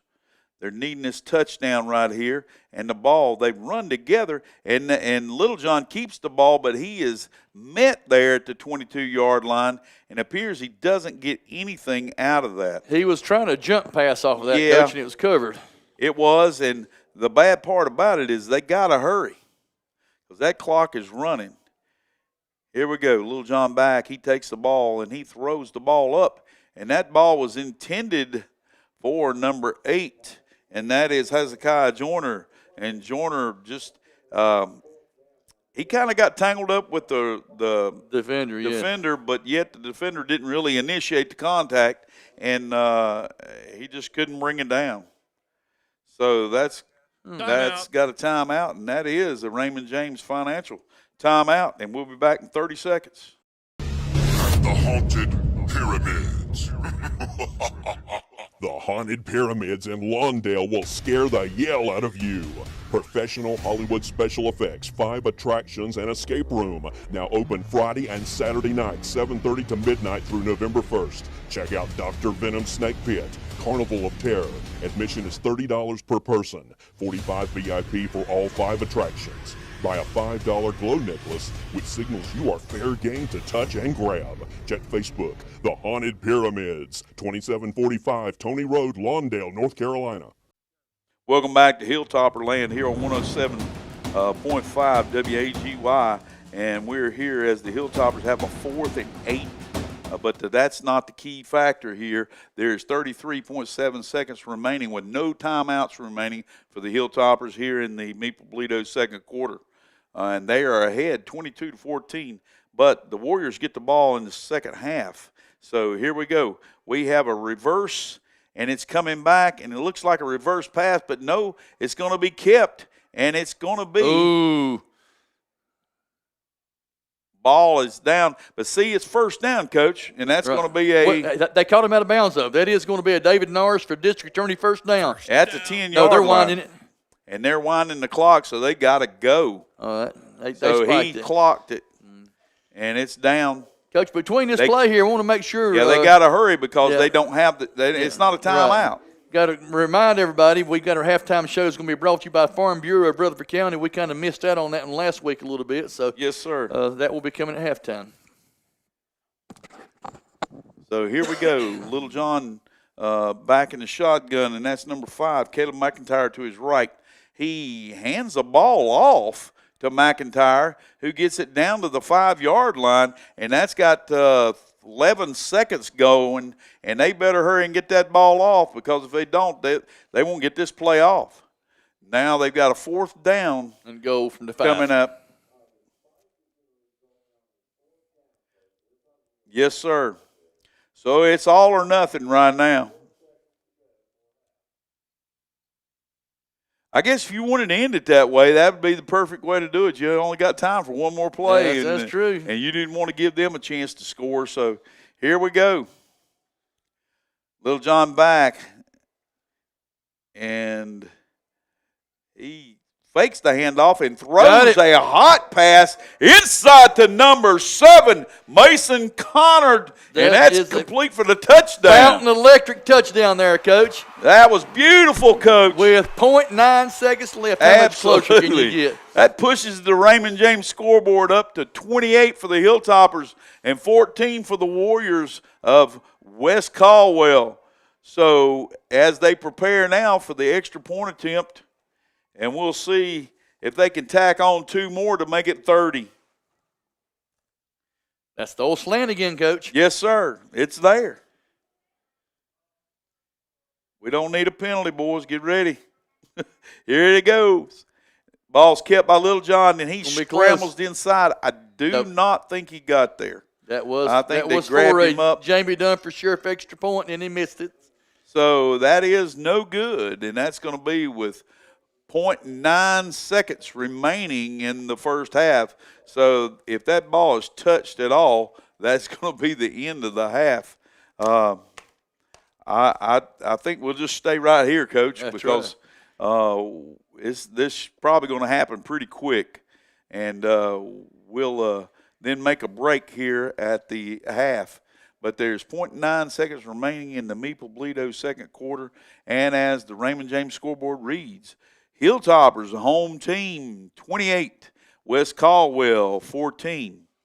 Coach, right now our player to watch as far as for Stanton Enterprise McDonald's is basically kind of what we called it was Elmer Littlejohn, but also you've got to look in to number 7, Mason Conrad is making some catches.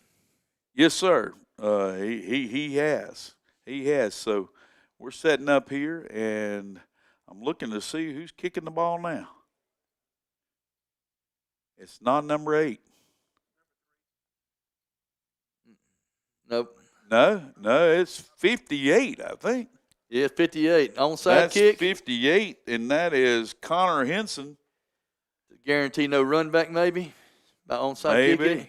So here we go. He kicks an onside great kick. And it was, and that ball's going to be covered by the Hilltoppers. That is but a first down, but it's over with. But it's over. Yep, they got the ball and got possession at the end, but it's over. So at the half, we're going to go in with the Raymond James scoreboard. 28 for the Hilltoppers and 14 for West Caldwell Warriors. And we'll be back in about 3 or 4 minutes.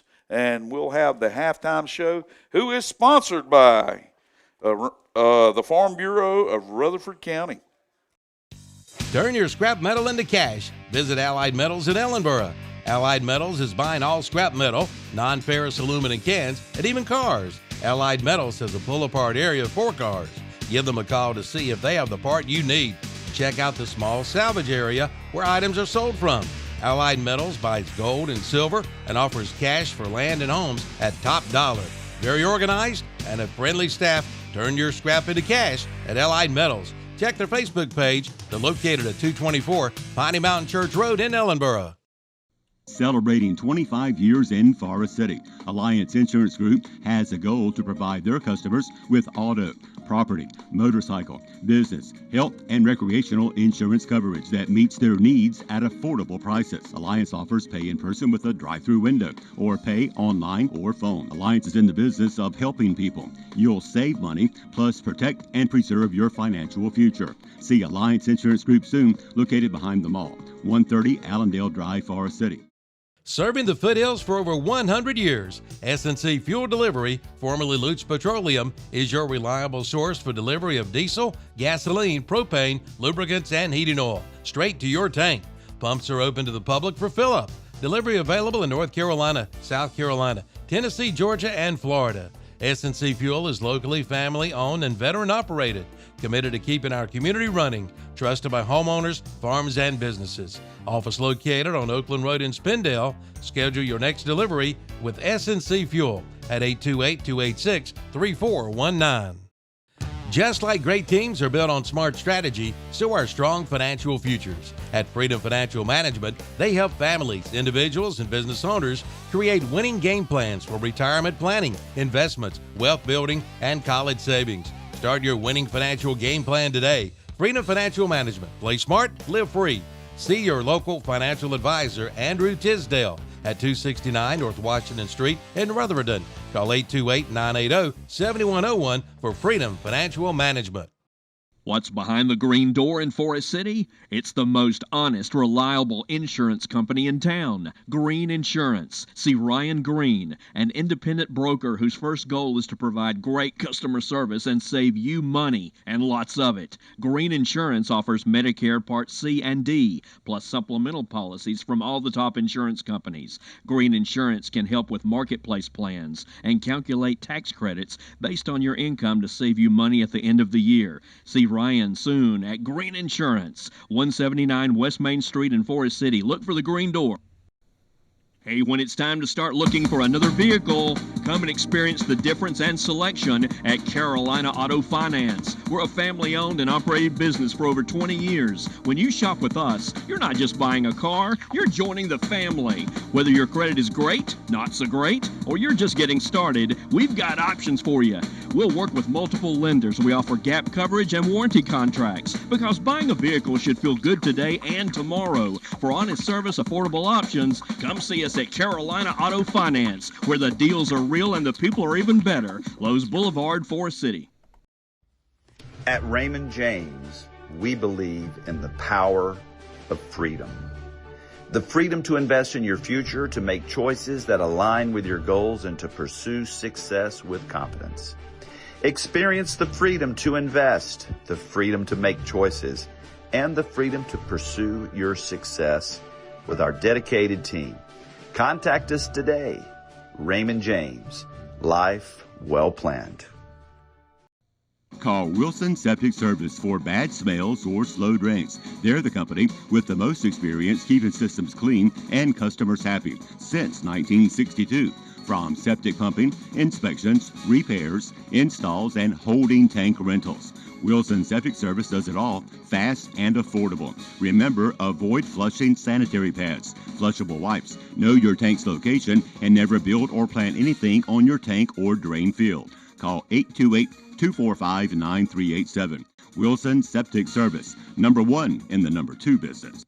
If you're looking for a great deal on a late model vehicle, come see us at L&L Auto Sales in Ellenboro, where salvage title rebuilds mean serious savings. We specialize in clean, reliable late model rebuilds that look and drive like new for thousands less than retail. Whether it's that SUV you always wanted or that diesel truck, come see what's in stock. Check the Facebook page. Call Alex Ledbetter to see what L&L Auto Sales may have for you. 828-447-0181.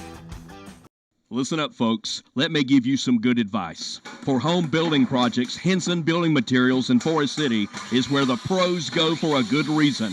Henson's has #1 grade lumber of all kinds, including treated lumber, plywood, tools, roofing, cabinets, windows, and doors. Everything you need for your project, large or small. Delivery same or next day.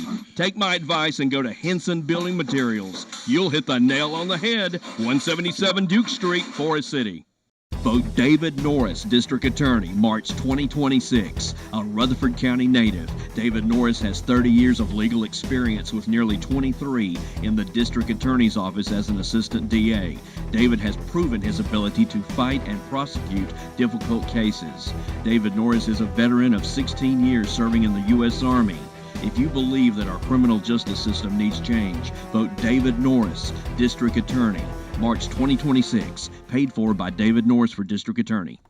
Looking to refresh your wardrobe and make a difference in your community? Visit the Rutherford County Habitat for Humanity Clothing Center. Discover fantastic deals on clothes, jewelry, luggage, and shoes, all while supporting a great cause. Every purchase helps provide safe, affordable housing for families in need. Shop today and uncover unique finds that make you look good and feel even better. Visit 269 West Main, Forest City, or call 828-299-3118. Ready for a career change, new skills, or finishing what you started? Now's the perfect time at Isothermal Community College. If you live in Polk or Rutherford County, your education could be free with a Powers Promise or Next NC Scholarship. Explore programs in healthcare, skilled trades, IT, business, and more with little to no cost for qualifying residents. Fast-track options like truck driving and EMS get you working quickly. With flexible schedules, online classes, and strong support, your dream is within reach. Visit isothermal.edu or call today to learn more. The new hot tubs have arrived at Pool Supplies Unlimited in Ellenboro. There's nothing like sinking into a big hot tub in the cool air of fall and winter. Come check them out today. And coming soon, a big new shipment of turtle boxes. Loud, proud, and waterproof. Remember, Pool Supplies Unlimited does water testing, and they carry all your pool and hot tub chemicals. Check out the new hot tubs today at Pool Supplies Unlimited, 125 East, U.S. Highway 74 Business in Ellenboro. Call 828-453-8081. Like them on Facebook, too. Ghosts, vampires, werewolves. You know what else is scary? The crazy good deals at your local drop-in store this month. Check out the 222 deli specials. Like a livermush biscuit for breakfast or a hot dog all the way at lunch. Your choice for $2.22 each. And don't forget to grab a Reese's Pumpkin on your way out. So whether you're headed to the pumpkin patch, a fall festival, costume party, the game, or trick-or-treating, the Drop-In has what you need this spooky season. Drop-In Food Stores, your hometown convenience store since 1981. I want you to love your plumbing as much as I love mine. That's why I want you to call Olmsted Plumbing for all your plumbing needs. It's fall of the year, and Olmsted Plumbing is excited about prepping for the fall season. Changing weather always triggers broken water lines and stopped up drains. It's also time to winterize your home, service your well pump system, clean your gutters, downspouts, and storm drains. For an ounce of prevention or a pound of cure, call Olmsted Plumbing for all your plumbing needs. 828-245-7302. Offices at 470 Washington Street in Forest City and now at 1204 South Post Road in Shelby. Hear that? That's a big old Massey Ferguson getting ready for another day of work. And it could be you. Phil Sheehan at NC Tractor and Farm Supply in Rutherford invites you to head in and take advantage of up to $2,000 off select Massey Ferguson models with a cash payment. Or you can get 0% financing for up to 60 months and ask about rebates from $500 to $2,000 on select Bobcat mowers. Or you get 0% financing up to 48 months. NC Tractor and Farm Supply, 299 Railroad Avenue in Rutherford. Online at nctractorandfarmsupply.com. Friendly customer service, fast delivery, value, convenience, and easy 1-2-3 financing. It's Kimbrell's Furniture in Forest City, celebrating 110 years of business. And to celebrate, you'll get a free 10-piece elegant bakeware set with any purchase of $5.99 or more. You'll find recliners for $4.49, dining sets $3.99, lift chairs $6.99, 55-inch TVs $5.99, and big Bluetooth speakers for $3.99. Kimbrell's Furniture, 207 East Main Street, Forest City, online at kimbrells.com. Welcome back to WAGY 107.5 and KTC Broadcasting. We're here at the halftime show. It is sponsored by the Farm Bureau of Rutherford County, and we're here enjoying the RS Central Band doing their performance. It's very theatrical, Coach. It is. It is. And they've been playing outstandingly. I mean, I couldn't hear anything that seemed off at all. Yeah, they've got a guy and a girl back there doing dancing moves, like ballet stuff, and everything's real nice. Absolutely. It was a good show. But what we want to talk about is about the football, Coach. We got 5 minutes here remaining in the halftime show here that's sponsored by Farm Bureau of Rutherford County. And we're looking at the Raymond James scoreboard, and it's 28 for the Hilltoppers and 14 for the West Caldwell Warriors. Doubled score, but for some reason, it doesn't feel as safe as what. Oh, no. I mean, both of West Caldwell's scores have been, boom, big plays. That's absolutely. And now Central's had a few of them, but they've also had two they've had to move the ball on. Absolutely. But it was a thing of beauty to see that drive at the end of the half. It was. I was questioning because of things on timeout and things like that. I mean, they did a great job with it because it came down. They worked it down to the last second of the half to score. And if Coach Hutchins called that last play, it was beautiful. Because, they faked the handoff because they'd been handing it off. And I was questioning that. I'm thinking, man, the clock's running. And they don't have a timeout. And they clocked it on third down and left them one down to get 5 yards.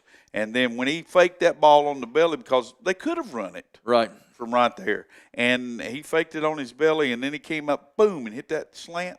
It was perfect. And you can tell they've really working on things that's happening here because they'll hit the slant, and then the Warriors will move over and cover the slant, and then they'll run the ball backside. Absolutely. Move the safety back over and come back and hit the slant again. Yes, sir. So, and like you said, when they overplay to one side for the slant, it leaves the other side wide open. Right. They just hadn't completed that other side yet. No, but they've run backside successfully with it. They have. But whenever they move the safety to the opposite side of Conrad, that just opens it up for the slant. I mean, in fact, they've had two dropped or passes not completed that would have been for touchdowns also. Yes, sir. Well, here in the halftime, we like to give scores. You said a while ago that East Rutherford was still trailing East Burke. It's at halftime right now. East Burke is 24, and East Rutherford is 14. That's very unexpected. That's very unexpected. At third quarter, Thomas Jefferson Classical Academy is 19, and Union Academy is 17. That just happened just a second ago. It was Any word on 17. Chase? No word on Chase whatsoever. It's maybe nobody's there to post it. I don't know what's going on there. If we can find that out, we'll share that with you too. But we have like 2 minutes remaining. The players are starting to come back out, and we want to thank you for being here at the halftime show. The Farm Bureau of Rutherford County is kind enough to sponsor that for us, and we're going to go ahead and take another break, and we'll come back with the second half here and start the Meepa-Bledo third quarter, and we'll get this second half started as the Warriors will receive. No matter if you drive a classic or a brand new car or a so-called stump jumper or a tractor or lawnmower, you can always count on Tri-City Tire on Daniel Road in Forest City to keep you on the road. See them for your next set of tires, and they have the new top-of-the-line, state-of-the-art Hunter tire equipment, and they feature fast, friendly service. So if you're feeling flat, head to Tri-City Tire at Tri-City Outdoor Power Equipment, located at 221 Daniel Road, Forest City. Open 8 to 5:30 Monday through Friday, 8:30 to 1 on Saturday. Buy a new zero-turn mower at Tri-City Outdoor Power Equipment in Forest City, and you could win $5,000. Yes, it could be yours. Come in for all the details. The $5,000 will be given away in December, just in time for Christmas. And Tri-City Outdoor Power Equipment is proud to announce that they are now a full-service Bobcat dealer. They carry the full line from excavators to skid steers to tractors to mowers and side-by-sides. And the remaining Torwin Spartan mowers are below cost at Tri-City Outdoor Power Equipment, 221 Daniel Road, Forest City, this year's title sponsor for high school football on Downtown Radio. Big game, big appetite. Swing by Meepa-Bledo for the ultimate victory. From sizzling fajitas to over 100 mouth-watering dishes, we've got you covered no matter your craving. How about fried ice cream, brownies, and funnel cake fries that will score big with your sweet tooth? Come see us at Rutherfordton and Forest City or order ahead at meepubs.com. Stay connected on Facebook and Instagram too at Meepa-Bledo Mex, because good food is always worth cheering for. There's a lot of advantage packed into your Ingalls Advantage card. For starters, you get great discounts and advantage pricing throughout the store. You build up fuel points to save big money at the pump. You can link it to a school of your choice to reward them with supplies they need. You get weekly sales alerts on items you buy the most when you sign up for Advantage Mail, and even special perks around the holidays. So get the advantage with your Ingalls Advantage card. Ingalls, we're with you every step of the way. At Fountain Electric, we believe every home deserves exceptional electrical service. We are trustworthy, reliable, and hassle-free. Integrity and customer focus are the main values that guide us. We aim to build lasting relationships with homeowners based on respect and mutual trust. Fountain Electric, lighting your home, elevating your life. Contact us today. Blue 42! Blue 42! Unlike football, life doesn't take a timeout, and anything can happen at any time. Unfortunately, anything isn't always a good thing. You need auto and life coverage and agents. There for you 24 hours a day, 7 days a week. You need North Carolina Farm Bureau insurance. Timeout? Not even in our vocabulary. Rutherford County Farm Bureau is at 153 Reservation Drive, Spindale. Call 828-287-2428. Welcome to McDonald's. May I take your order? Hi, can I get a... Can I get a... Okay, get in the McDonald's. Ooh, can I get a... can I get a... Yeah, can I get a... Go, Bubba, go! Pick me! No, pick me! Hey, can I get a... 10-piece chicken McNuggets. And what sauce would you like with that? Leave no leaf unturned with the new Husqvarna leaf blower from Hardin Rentals and Sales in Forest City. Now take $50 off the Husqvarna 230i leaf blower, now $269.99, and price includes battery and charger. And trim it up with a Husqvarna 220iL string trimmer, now $50 off, still priced at $279.99. Save $2 on commercial and residential mowers by Skag and Husqvarna. And they have roll-off dumpsters. Get yours today at Hardin Rentals and Sales, 365 Oak Street in Forest City, online at hardin-rentals.com. Kohl's Carpet and Flooring since 1989 has been family owned and operated, providing affordable quality flooring. Kohl's has a huge showroom full of colors and styles, including water-resistant luxury plank vinyl and water-resistant laminate flooring. Quality hardwood by Bruce, carpet by Mohawk and Shaw, all price ranges. Flooring that'll look great for years to come. Kohl's offers free quotes and professional installation. 196 Chase I Road, Forest City. Visit Kohl's Carpet and Flooring soon.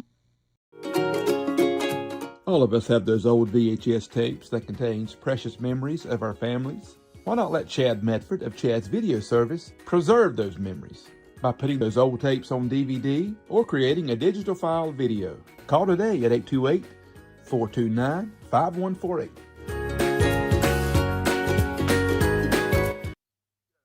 Welcome back to WAGY 107.5 and KTCBroadcasting.com here. If you're looking to get onto the Facebook page and be able to watch it, and that was also WAGY Forest City. WAGY Radio Forest City. Radio Forest City. If you look that up, you'll be able to see the game here in the second half if you're not watching already. So we found out a few other things here. We did find a score for Chase, and that is 42-0 over Drone at the half. East Rutherford is 24, East Burke 14 for East Rutherford in the third quarter. And Thomas Jefferson, they are now leading going into the fourth quarter 19-17 over Union Academy. So here we come back to the Raymond James scoreboard, and the Hilltoppers are up 28-14 as they prepare to kick to the West Caldwell Warriors here starting the second half and starting the Meeple-Bledo third quarter. So we have ready to kick Hezekiah Joyner, number 8. We've had that by committee too, haven't we, Yes, Coach? we have. And he kicks a ball, and it's a low liner, and it hits on the ground between the 25 and the 20, and it's picked up by a young man, 15. Hang on, and that is Nick Calhoun, who carries the ball back about the 30-yard line, it Tackle was appears. made by Mason Conrad, number 7. Good job tackling. Absolutely. They wrapped him up. They didn't just kind of bounce off like they did. And that may be some indicator of what Coach said they had to work on this week. That's true. Because the special teams let them down last week. So we got trips set out by the Warriors, and we have just a little flexed split here on the short side of the field toward us. Warriors moving from our right to left. They're on the near hash, and the ball is snapped back, and that ball is handed off to Bloom number 9, Daniel Bloom, and that was number 11, Jostin Blankenship, who took the snap and handed it off to him. And that's going to bring up a second. It looks like he picked up about 2 yards. Coach, Conrad was in the backfield again. He just couldn't get hold to him. Absolutely. He was in there like a flash. So that's 2nd and 8 for the Warriors. As we're getting the signals brought in, Blankenship, number 11, he takes the snap. He hands off again to Bloom, who darts to the right side, and he looks like he picked up about 4.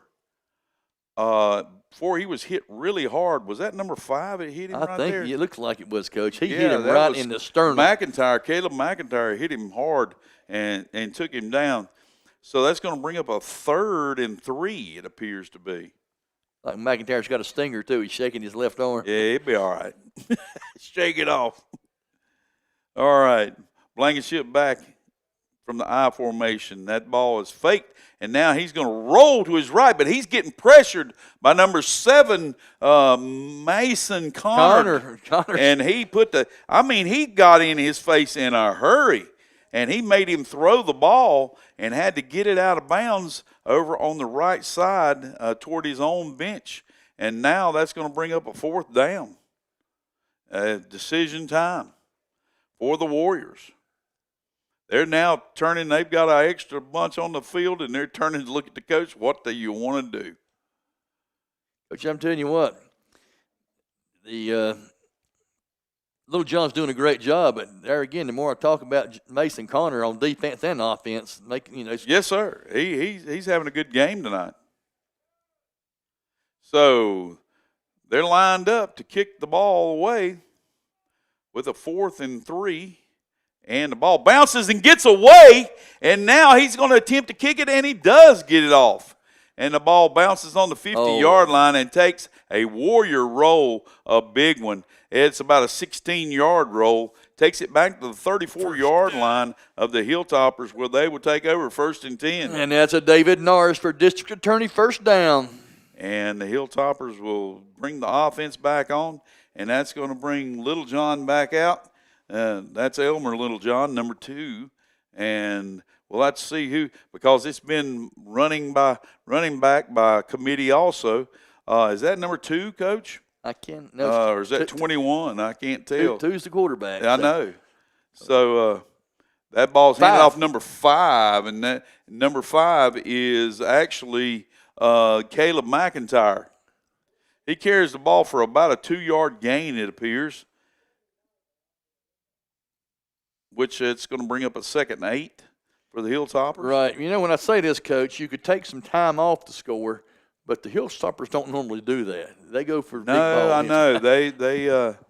They'll throw a pass sometimes and stop the clock, and you're thinking, well, we could have run that ball right then. But then again, who is us to second guess, because Coach has scored points and points and points in several different games that we've said things like that. So Little John's back in the shotgun. He takes a snap and he fakes the ball to number 5. And he counter-trays that thing back all the way up to about the 48-yard line, which that's going to be a 1st down, Coach. It is a David Norris for District Attorney, 1st down. So we got the Hilltoppers on the move, and that ball was faked to number 5, Caleb McIntyre, which drew the defense to the right side, and then Little John kept the ball to the his right side. Faked the ball to the left and then came back to the right. So he's back in motion coming across, fakes the ball toward the motion man. He's rolling to his left, and he throws the ball out. And you did it to him, Coach. I brought a bad look. He hit Mason Connor right in the hands, and it ricocheted off and went out of bounds. That could have been like a 7 or 8 yard gain. It was a great move, though, because he turned around and looked back at Little John. Little John told him to break out, and he broke out, and everything was perfect except the catch. It was. He just didn't pull it in. And he would have had to run for the 1st down, but that would have made it a short 2nd down. Now we got a 2nd and 10, and the ball's handed off. That ball's handed off. I don't think that was the same running back that was in there, Coach. I might be wrong. No, that was number 3. And number 3 is Avery Smith, who carries the ball up for about a 2-yard gain. They're going to mark it on the 50. So that's going to bring up a 3rd and 8. Now number 0's coming in as running back. Yes, sir. And that would be C.J. Sparks.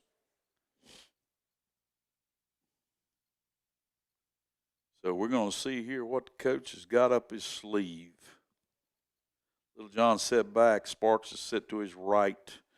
Split to the left, split to the right. Here we go. And he fakes it to the left, and now he carries it back to his right. He's off on a run. Little John, he's tackled from behind. I thought he was going to hack that ball out of his arm. Yeah, I did He too. almost got it. And he carries it across the 40-yard line of the West Caldwell Warriors, and that's all the way down to the 38. And that is a David Norris for district attorney, first down. Absolutely. So the Hilltoppers on the move. See what we got here on first down. And that's still got Sparks in as the running back. And he hands it to Sparks around the left side, and he carries it. He's carrying it like a bowling ball, Coach, and he's trudging through there all the way inside the 30-yard line. That's going to be close to another first down. I think it's going to be a little – I don't know. Yeah, it's going to be just a little bit shy, maybe 1 yard. That was a 9-yard gain, and that was impressive. They're getting to where they're trying to strip the ball instead of make the tackle Yes, right sir. now. Ball's hand. No, he was not. He threw it to him, the slant, and, man, it was there again, but it went right off the intended receiver, number 21, Aiden Swepson. And, yeah, he could have caught that one. Yep. But he didn't, and that's okay. This is high school football. And he's not getting paid yet. They're not getting paid yet to play the game, so we understand. All right, we've got tight end, and we got a H-back to the right, and then that's going to be kept by Little John, who's got a bevy of players in front of him, and he carries it down near the 11-yard line where he goes out of bounds, and they're going to mark it at the 12. Which will be another David Norris for district attorney, as first long as down. we don't have a flag on the play, we'll be in good shape. First down. I don't know why that one referee's standing over there. Oh, my goodness. I don't see the flag. Oh, my goodness. Don't tell me that. I never saw the flag come out. I didn't either. So that's going to be a Carolina Auto Finance penalty. It's going to be holding against the Hilltoppers. So that's going to march it back and make it a 3rd, and it appears to be, well, they're going to mark it from where the hold took place, and that's going to make it a 3rd and 5.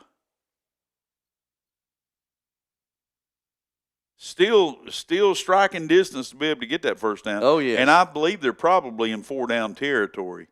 So 3rd and 5, Little John takes a snap. He rolls to his left. He's prepared to throw, and he does throw, and it is completed to number 8, Hezekiah Joyner, and that ball is enough for a David Norris for district attorney, first down. And all the way down to the 24-yard line of the Warriors. They're mixing it up just enough to keep them kind of off keel. Well, they're keeping Elmore on the move, whether he's running off the tight end side or he's rolling to the wide side or even doing the counter tray to the wide side. And it's really messing the secondary up for the Warriors. Now we got an I formation, which is going to end up being a power I formation, I think. Elmer Little John is back in the shotgun, and he has a running back behind him, but he hands it off to number 0, who goes busting through across the 15 down to the 10. And that looks like that's going to be another. Definitely going to be a David Norris for district attorney, first down. And the Hilltoppers are on the move. They're saying take it to the house. And let's see what the Hilltoppers can do if they can put it in the end zone. And they're eating a little clock off this too, Coach, which is very un-RS Central style. So snap's made. It's handed off to number 0. He's bouncing to the right, and he's down close to the goal line, about the 1-yard line or maybe inside it. That is awesome. But that is still going to be another David Norris for district attorney, first down. It is. He had just enough space to get in there to get a first down, and they did get it. That'll be 1st and goal for the Hilltoppers. The change Two a little back late set. over there. Yeah, they're I don't know if they can figure it out yet. Now we got them moving. I think they're holding things. They must have got fussed at for moving too fast before. Yeah. So, and they're doing a good job if that's what they're doing. Counter trade to the right, Coach. Here we go. We got two back set, one to each side. Hand it off to number 0, and he bellies right into the end zone, and he belly bumps with a defender in there after he scores. That is a Fountain Electric touchdown, Coach. And that's going to push the score on up to 34.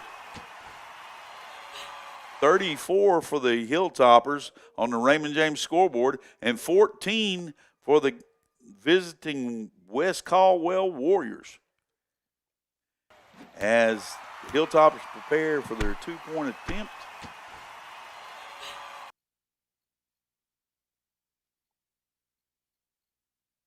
And they're getting set back to the left. That is number 0, Sparks. C.J. Sparks. And the ball is kept. Sparks leads him through the way, and that is Little John for the 2-point conversion. That is a Jamie Dunn for Sheriff extra 2-point conversion. So that's going to bring this Raymond James scoreboard to RS Central, the home side here, 36-14 for West Caldwell with 5:50 remaining in the Meepoblito third quarter. We'll be back in 30 seconds with the kickoff. The Haunted Pyramids. The Haunted Pyramids in Lawndale will scare the yell out of you. Professional Hollywood special effects, 5 attractions, and escape room. Now open Friday and Saturday night, 7:30 to midnight through November 1st. Check out Dr. Venom's Snake Pit, Carnival of Terror. Admission is $30 per person, $45 VIP for all 5 attractions. Buy a $5 glow necklace, which signals you are fair game to touch and grab. Check Facebook, The Haunted Pyramids, 2745 Tony Road, Lawndale, North Carolina.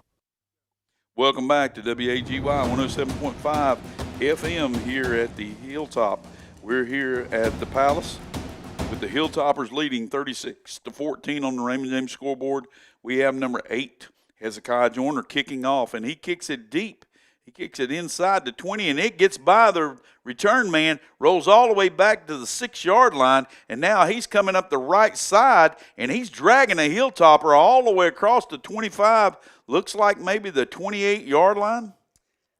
He's running hard, Coach. I'm sorry, but he drug that young man about 8 yards, He did. didn't he? Yeah, you've got oh, gracious. You've got Conrad coming over here limping a little bit now, Coach. Well, hopefully he can shake that off. So I'm going to check a couple scores right here. Right now at Chase, in fourth quarter, it's 56 for Chase and 0 for Drone. All right. As we get ready here with quarterback, they had a busted play, but he keeps it and goes forward maybe for a 2-yard pickup. Gain. That was Blankenship, number 11. He looked to the right, his left, and but Bloom went to the right. And he had to keep it himself. But ad-libbing, Bloom went and blocked for him ahead of him. So that had a little bit of justice to it with a 2-yard gain. Brings up 2nd and 8 for the Warriors. Back to Blankenship. He hands to Bloom. He bounces it out to the right side, and he is moving over the 40-yard line and past the 45, and that's going to be a first down for the Warriors. Oh, there goes the flag, Coach. That is a Carolina Auto Finance penalty. That must be unsportsmanlike against one side. We'll have to sort that one out and see what that is.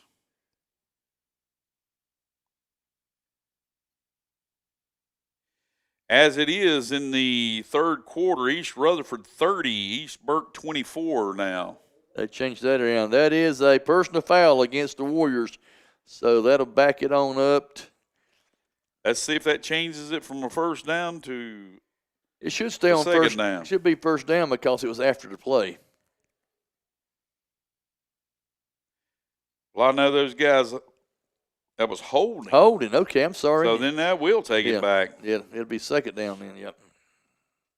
And it looks like it's going to be, ooh, What are they doing here? I don't know what's happening there. Whatever. Well, they did call it first down, and then they marked it back. I don't understand holding after the whistle. But anyway, here we go.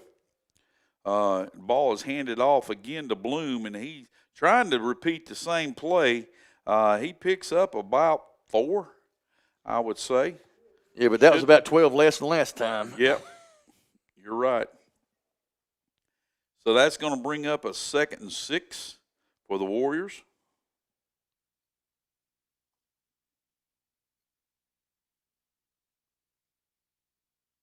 That has Blankenship back. Looks like he's fixing to get under center. No, he's just giving directions. He's dropped back and snaps the ball, and it's handed off to Bloom. He's inside fighting for yardage.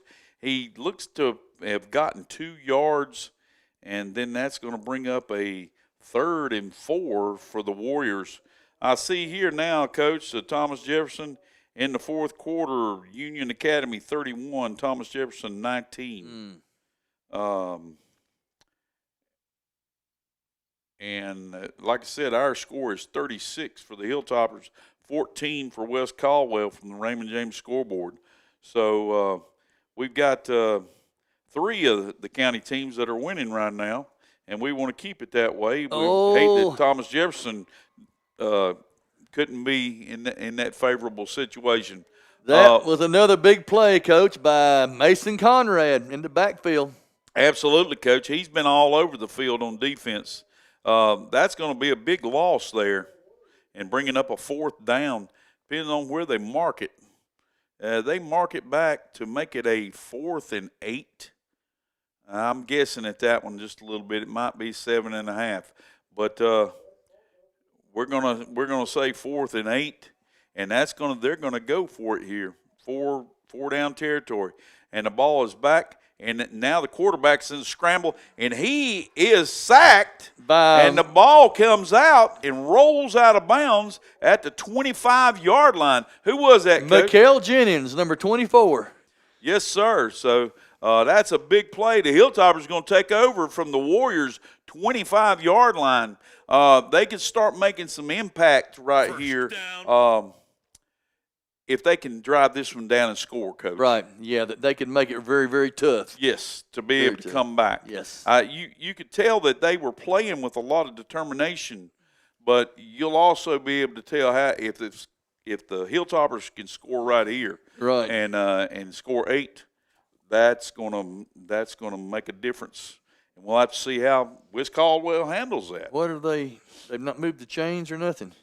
Well, they're probably waiting until they get through talking. I don't know what they're talking about, but a holding. That's an automatic first down, isn't it? Or was it a face mask? Holding.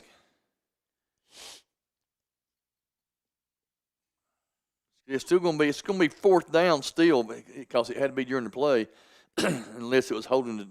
Well, either way in high school, holding. Well, some of them are automatic first downs though. Well, that is there because that was. Yep, that's a first down. Dang, Coach. That hurt. I hadn't seen that one happen. That hurt. I didn't even see the flag on the field. And down must be holding a receiver, but the ball was not thrown. So let's retract that. I have no idea they said holding. So, but that is a first down for West Caldwell on their own 44-yard line. 1st and 10.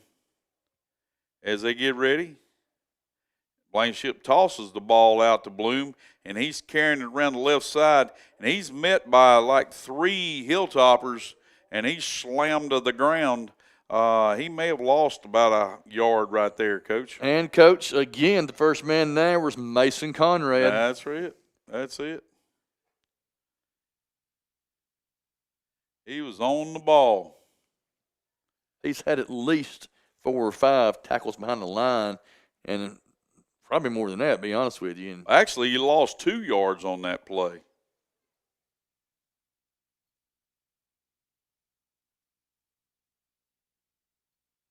Blankenship back. it changed backs that time because that young man got hit hard, and that was number 8,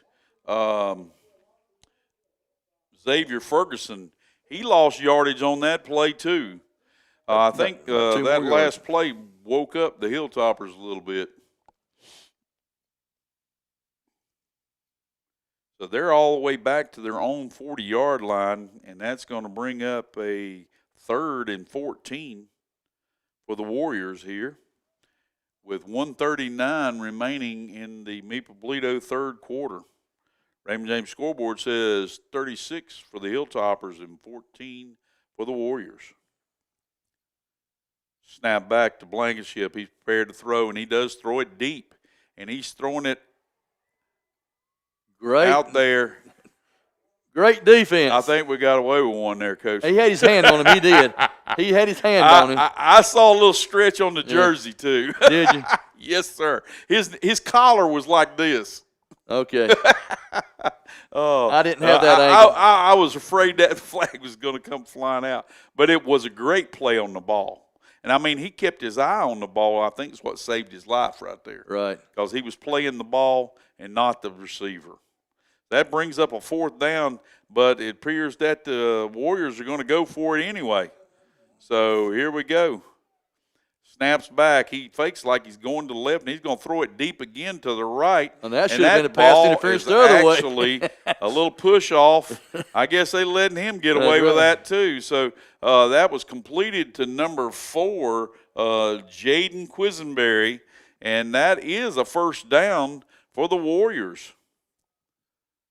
Guess if you didn't call the other one, you couldn't call that one, could you? That's right, I guess. So it's down to the 34-yard line of the Hilltoppers. I know the defensive coaches are going crazy right now. Oh, yes. Gracious. So here we go. We got trips to the left for the Warriors and split to the right. I formation, snap back, and it's handed off to number 8 for them? Xavier Ferguson, who carries the ball for maybe 2 yards, depending on where they mark it.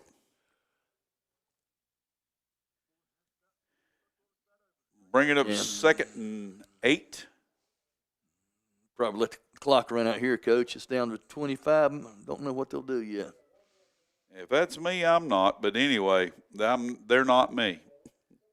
Well, you got 15 seconds So here we go. left. I'd want to score in this quarter and then have a whole quarter. Here we go. It's set up with a slot to the left, slot to the right, back. And it's pitched to the left, and he's met in the backfield, and he's taken down by a pile of Hilltoppers. And that ball is going to be dead there at the 35-yard line, which will bring up a 3rd and 11 as we start the 4th quarter, and that will be the Meepo-Toledo 4th quarter here with the Raymond James scoreboard, 36 Hilltoppers, 14 Warriors. Be back in 30 seconds. Turn your scrap metal into cash. Visit Allied Metals in Ellenboro. Allied Metals is buying all scrap metal, non-ferrous aluminum cans, and even cars. Allied Metals has a pull-apart area for cars. Give them a call to see if they have the part you need. Check out the small salvage area where items are sold from. Allied Metals buys gold and silver and offers cash for land and homes at top dollar. Very organized and a friendly staff. Turn your scrap into cash at Allied Metals. Check their Facebook page. They're located at 224 Piney Mountain Church Road in Ellenboro. Welcome back to WAGY 107.5 and KTC Broadcasting as we're here at the Hilltop to start off the 4th quarter.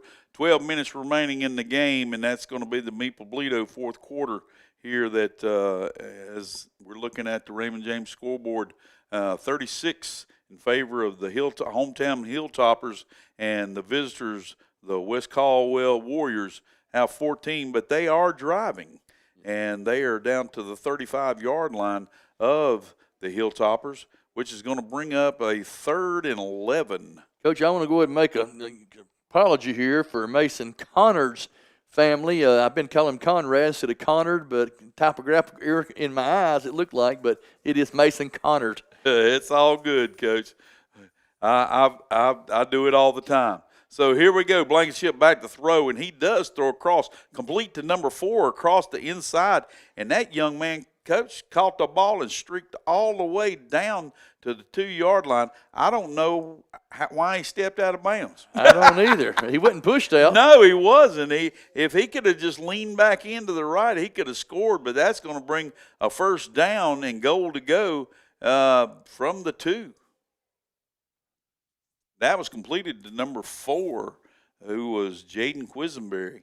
Now we got a bunch set, and they're ready just like one of those tush-push formations almost. But I don't think he got it. Yes, they did. Now they're signaling touchdown. And that's a West Caldwell touchdown there. It's going to bring their score up to 20. For the West Caldwell Warriors, and now I know they're going to go for 2 because that's all they've done tonight. Right. But they've got that fuddle huddle. Everybody lined up over to the left except for 3 players over here, and well, actually 4 because one's split. And what they're counting on is that everything they can do with those 3 players, that snapper, the holder, and the quarterback, that they can out-duel them. And, you know, they have except for one time. That's right.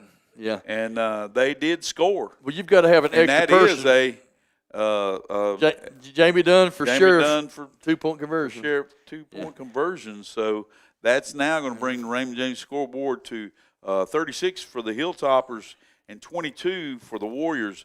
And with 11:06 remaining in the Meet Poblito fourth quarter, we'll be back in 30 seconds as the Hilltoppers receive the kickoff. Just like great teams are built on smart strategy, so are strong financial futures. At Freedom Financial Management, they help families, individuals, and business owners create winning game plans for retirement planning, investments, wealth building, and college savings. Start your winning financial game plan today. Freedom Financial Management. Play smart, live free. See your local financial advisor, Andrew Tisdale, at 269 North Washington Street in Rutherford. Call 828-980-7101 for Freedom Financial Management. Welcome back to the Hilltop here as RS Central is leading 36-22 on the Raymond James scoreboard over the West Caldwell Warriors. And West Caldwell is preparing to kick off. I'm not so sure I wouldn't be looking at a onside kick here. And they better back up the front line because they're off sides right now. And they did. Coach got them. Yeah, they don't have their hands team, it don't look like, in. No, sir, it does not. Not on the far side anyway. And that's number 82, who is Mario Lopez. He kicks it deep, though, and that ball is back to number 3, Smith, and he takes the ball across the 50-yard line, and that was Avery Smith. And that's going to be a David Norris for district attorney first down. Absolutely, all the way into the Warrior territory. It appears that it could be about the 46 or 47-yard line, depending on where they finally put the ball down. They're talking again, Coach. There's some interesting conversations, I'm sure, going on down there. So as the ball's thrown back to the West Caldwell ball person, we're going to finally maybe get the ball spotted. There it is. So as they have flipped sides, now we've got RS Central heading toward the scoreboard and toward the field house, and they're moving from our right to left, and they're on the near hash closest to us. So they're getting ready with the offense going out on the field, I think. Yeah, Coach Ryan's talking to the side judge and the back judge right now. I don't know why the head official's not in there. He should be. So there's some kind of discrepancy there that Coach Ryan wants to make sure that they're watching. So here we go with number 2, Elmer Littlejohn back in the shotgun. We have a wing to the left.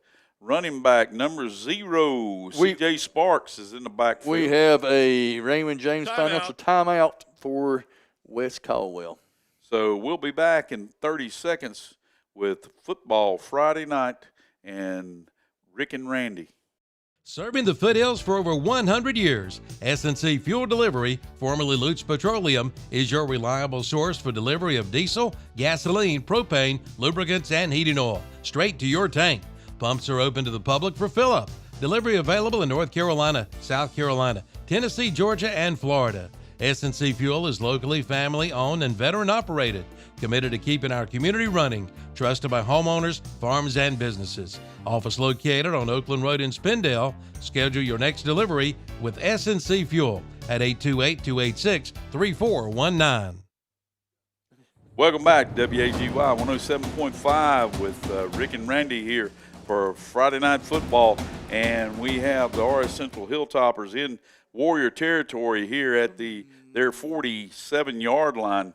And we have Little John back, takes a snap. He prepares to throw. He's a pump and go, but he gets hit as he starts to throw, so the ball fell short. And we were very fortunate that number 10 couldn't get to that ball and intercept it. Yeah. Because that was an errant throw because of the hit. Right now it stands with 7 minutes remaining in the fourth quarter. East Rutherford is ahead 30-24 over East Burke. Still surprises me, Coach, even that score. Final for Chase is 62 for Chase and 0 for Drone. So here we go. Little John back. He takes the snap, and he does throw a quick out to a little hitch pass. It was like a 5-yard hitch to number 8, and that was Hezekiah Joyner, who then carries it.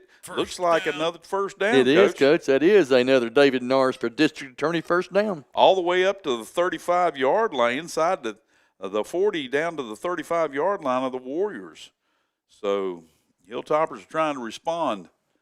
I think Coach is trying to meet because there's still a little bit of extracurricular activities going on. Well, I can understand why he wants to keep that to a minimum because he doesn't want to get his players involved in that. Correct. Wing to the left, split, slot to the right. The ball is handed off to C.J. Sparks, and he carries the ball. It may have lost a yard on that one, Coach, or they're marking it on the line of scrimmage. But that is a Carolina Auto Finance penalty, Coach. And, yes, sir, that's in the area they usually go against the offense. I'm not so sure that's what's going to happen, but I think it's saying face mask.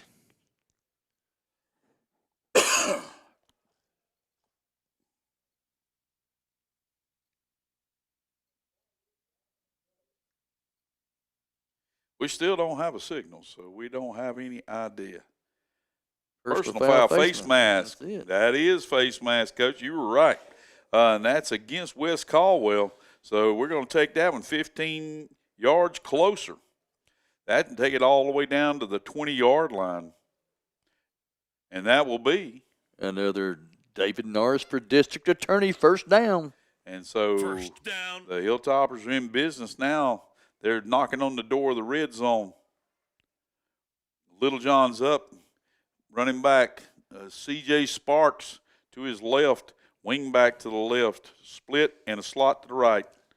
And Little John keeps it to the left, and he's running. He bounces out of bounds at inside the 15-yard line down to the 14, which is going to bring it up to, looks like a second down and 3. Long 3 or short 4, either way you want to count it. I know. It's kind of in that limbo land. According to you, positive or pessimistic, one of the two, right? It is. So here we go with Little John back in the shotgun. Same formation as they were set up to play before. Ball is now handed. And we have a Carolina Auto Finance penalty again. Illegal procedure against the Hilltoppers. So now that's going to march it back to now 2nd and 8.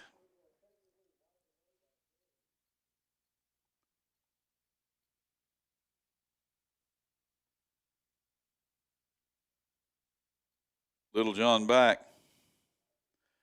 Set, and it gets away from him, and he picks it up and turns back inside. It's a horse collar. But he's drugged down there around the 30-yard line. I wasn't so sure he didn't get his face mask too, Coach. The way he jerked his head around. Going the wrong direction now, fellas. Yes, sir. Needed to get this score to kind of make it. That was a loss of 9 yards. Well, no, they're going to mark it inside the 30. So it looks like it's a 4, 5, 6, 7 yard loss. Yes, sir. 3rd and 14.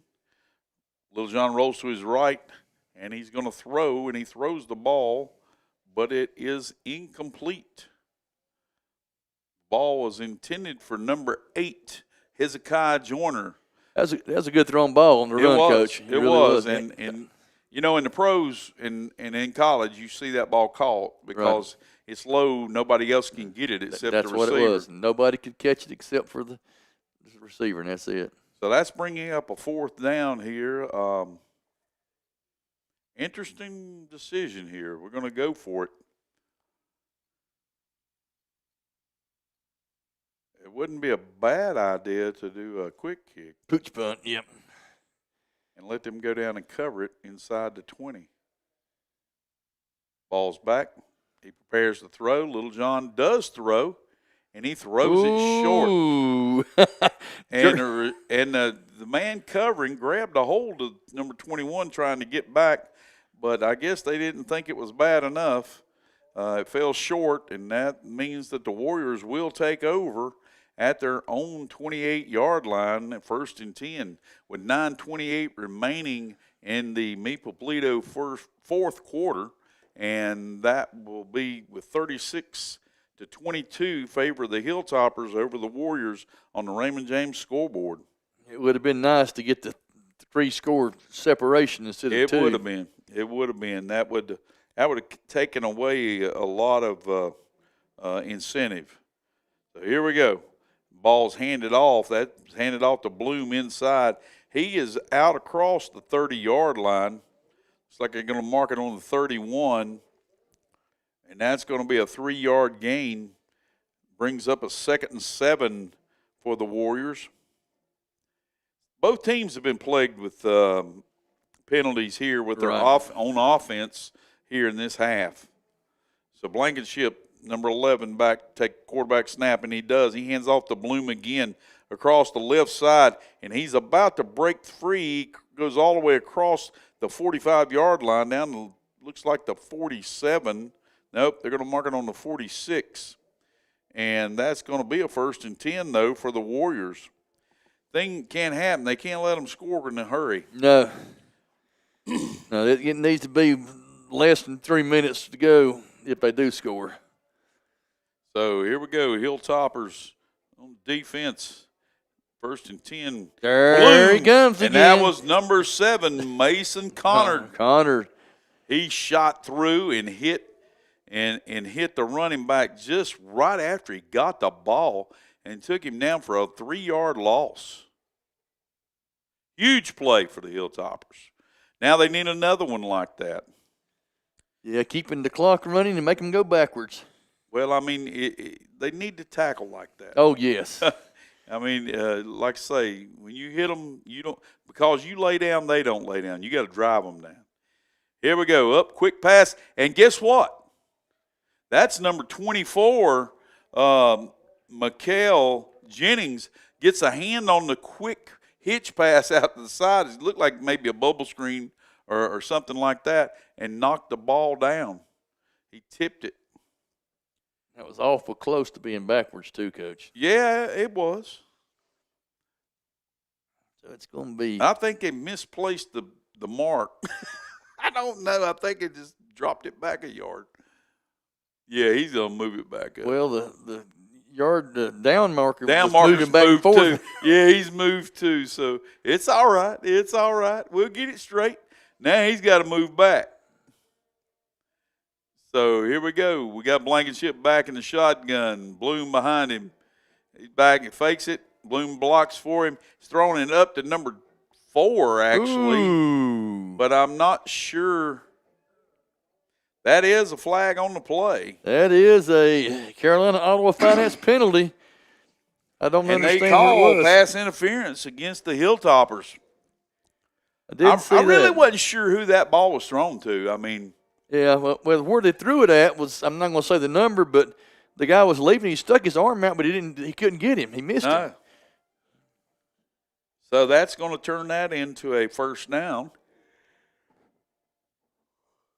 with the Warriors, and they will have the ball at the 42-yard line of the Hilltoppers. Blankenship back in the shotgun. Bloom behind him. Hands off to Bloom up inside. Bloom. And Bloom is taken down hard. 45-yard that tackle line. was made by what was it? Your man, Connor Coach. again. That was Connor. Oh, Lord. Mason Connor That's on the tackle. Another 3-yard loss. Yes, sir.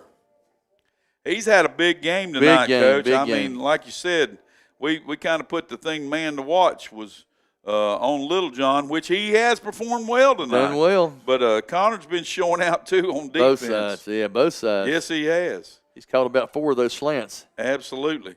Ball's up. Blankenship throws out to number 4, and it is complete. And he just ran by the gentleman that was tempted to tackle him, and he takes it into the end zone. But as he does, I see a penalty flag on the field. Interesting to see what that is. That was just holding. Poor pursuit there, Coach. Holding against the Warriors. So that will be a Carolina Auto Finance penalty. It's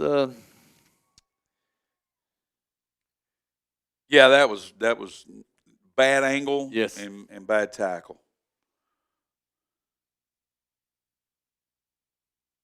And we don't say that in a criticizing way of the young man. It's just something to work on now. That's true. That's something to work on. I mean, he started out perfect, and then when he got slowed down, he slowed down with it. He was hustling wide open, but if he had a better angle and wrapped up, he would have been able to take him down. But he shook off the tackle, and you got to go where he's going, not where he's at. That's right. So here we go. We got a second down and 2 now. And the ball is handed off to number 15, who's wrapped up immediately at the 35-yard line. I don't think he got back to the line of scrimmage. Nope. And that was number 15. Was that 15? Yes, sir, I think it was. Nick Calhoun on the carry. He lost 1, yep. So that's going to bring it back 3rd and 3. For the Warriors. Blankenship gets the call. He gets back set. Behind him he has Calhoun. And snap back. Hands the ball off to Calhoun. Bounces it out to his right. And he got close. Maybe to the 34-yard line. And that's going to be a 4th down, and looks like 2. That's a long 2. All right. Do you give it to Bloom, which is their best offensive output? Now they moved the box again, so now it's 4th and 1. They gave him the spot up to the 33. Yeah, that didn't seem right, but anyway. So here we go. Big play right here for the Hilltoppers. If they can stop them right here, that would be huge. 5:38 remaining in the Meade Poblito 4th quarter, while the Hilltoppers are leading 36-22 on the Raymond James scoreboard over the Warriors. And it appears that the Warriors, that is a Raymond James Financial timeout. We'll be back in 30 seconds. Turn your scrap metal into cash. Visit Allied Metals in Ellenboro. Allied Metals is buying all scrap metal, non-ferrous aluminum cans, and even cars. Allied Metals has a pull-apart area for cars. Give them a call to see if they have the part you need. Check out the small salvage area where items are sold from. Allied Metals buys gold and silver and offers cash for land and homes at top dollar. Very organized and a friendly staff. Turn your scrap into cash at Allied Metals. Check their Facebook page. They're located at 224 Piney Mountain Church Road in Ellenboro. Celebrating 25 years in Forest City, Alliance Insurance Group has a goal to provide their customers with auto, property, motorcycle, business, health, and recreational insurance coverage that meets their needs at affordable prices. Alliance offers pay in person with a drive-through window or pay online or phone. Alliance is in the business of helping people. You'll save money, plus protect and preserve your financial future. See Alliance Insurance Group soon, located behind the mall, 130 Allendale Drive, Forest City. Welcome back to Hilltop. Big play here for the Warriors and for the Hilltoppers. It's 4th and 1 with 5:32 remaining Maple Bledo fourth quarter. It's going to be like a tush-push type of scrum, and it appears that the quarterback has carried the ball all the way down to the 25-yard line, and it should be a first down for the Warriors, unless there is a penalty flag. I'm not quite sure. They give him the first down. They're giving him the first down. So here we go. Actually, that's against the rules in high school football. Oh, it is. Aiding the runner. So, so here we go. And in college and pro, you can aid, but you can't pull. Yep. And I saw that this weekend. Yeah, this weekend. So here we go. Blankenship takes a snap, and he hands off to Bloom again, who is hit at the 35-yard line, but still carries it all the way down to the, 25-yard line, carries it all the way down to, appears like the 22 or 21. Can I tell you who hit him in the backfield again, Coach? It's probably Connor. That's Connor. He's been back there in a hurry, Coach. The angle he had, he couldn't drive him back on that one. So here we go. Quarterback's under center. Takes a snap. He comes back, fakes the ball. He's rolling to his left, and he's out and had all kind of running room. He throws it complete. Is that the number 1? Yes. Or 7? I think that was 7, Coach. And that was completed to David Young, who is a tight end. It is number 7. And that was completed for a touchdown. Warriors have scored one, but there is a penalty flag. That would be a Carolina Auto Finance penalty. And that would be holding against the Warriors. That's going to negate that touchdown and bring them on back. So that's going to be another 10-yard penalty. That changes the game a little bit right there. Even yes, sir. No matter what, it still changes it because moving it back, still have 2 scores to go. And you got 4:13 remaining in the Maple Bledo fourth quarter. Man, that was a biggie. Now that's going to bring it to, I don't even know what down it is, Coach. Second down. No, it's first down because that was first down. 20. Yeah. 1st and 20. So here we go. Under center. Fakes the ball. He's rolling out to his left, and he is in trouble and goes down on the 44-yard line or 45. They're going to mark it on the 44, it appears. That is Mason Connor. And he's back there, but that was number 24 that was there with him. Jennings, yes, both of them. Both of them wrapped him up and took him to the ground. And so it appears that maybe they might be using – are they using their last time out right here? I haven't seen the official yet. I haven't either. But the coach is all the way out past the numbers out talking to his players. So don't know what was up with that, but that brings up now it says 4th down. We jumped a lot of plays. There's your timeout. Now there's a timeout, Coach. And that is a Raymond James Financial timeout. We'll be back in 30 seconds.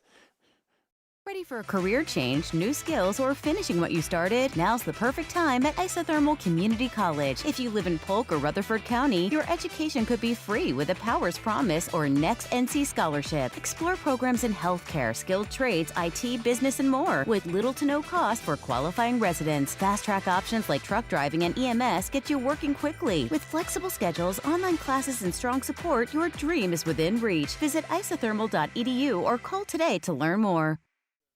Welcome back to RS Central High School here at 107.5 WAGY and KTC Broadcasting.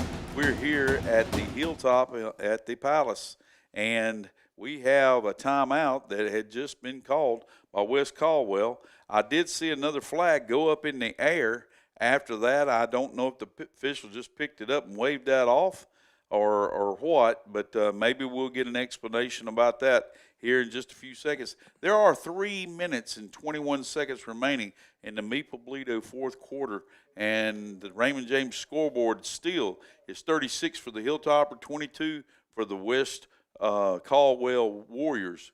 And I don't know, but it seems like every time that West Caldwell does something that they're trying to accomplish, they also bite themselves in the, kind of shoot themselves in the foot with a penalty. That's right. It's just it just seems like everything.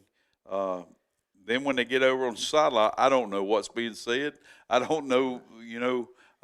They're going to mark it off against the Hilltoppers. Uh-oh. So that will be a Carolina Auto Finance penalty. That's a unsportsmanlike,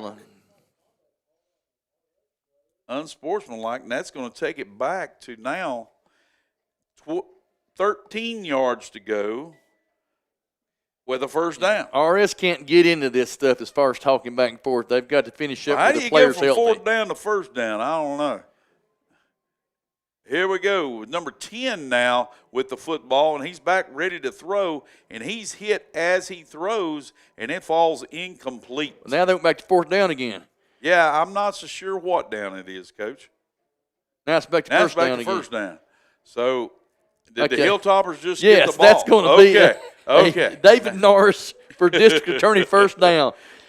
We still have 3:14 remaining on the scoreboard over there in the Meeple-Bledo fourth quarter. I'm going to toss a coin as whose ball it is, Coach. Please do. Please do. So that would be the Hilltoppers offense is coming to the field, and that's Elmer Littlejohn, number 2, back to take the snap. And he's back, and he does take a snap, and he runs to the left side, and he's off to the races here. We have a few blocks. And he is trotting and steps out of bounds about the 35-yard line and inside the 35 at the 34. That is a David Norris for district attorney first down. I know what you're saying, Coach. I mean, you got the 2-yard window there, and they're tackling him 6 yards out of bounds. Well, he tackled him all the way past the coach's box. Right. So that's a 1st and 10 for the Hilltoppers as Littlejohn's back in the shotgun, wing to the left, split a slot to the left, tight end to the right. We have another penalty. Carolina Auto Finance penalty, and it's that he called defensive offsides, I think. I don't know. It is a mess right now. They just need to get out of here healthy. Without he may be ejected. I kind of think when the player came into he came in, laid down like he had a cramp, but he did it on the Hilltopper side. Yeah.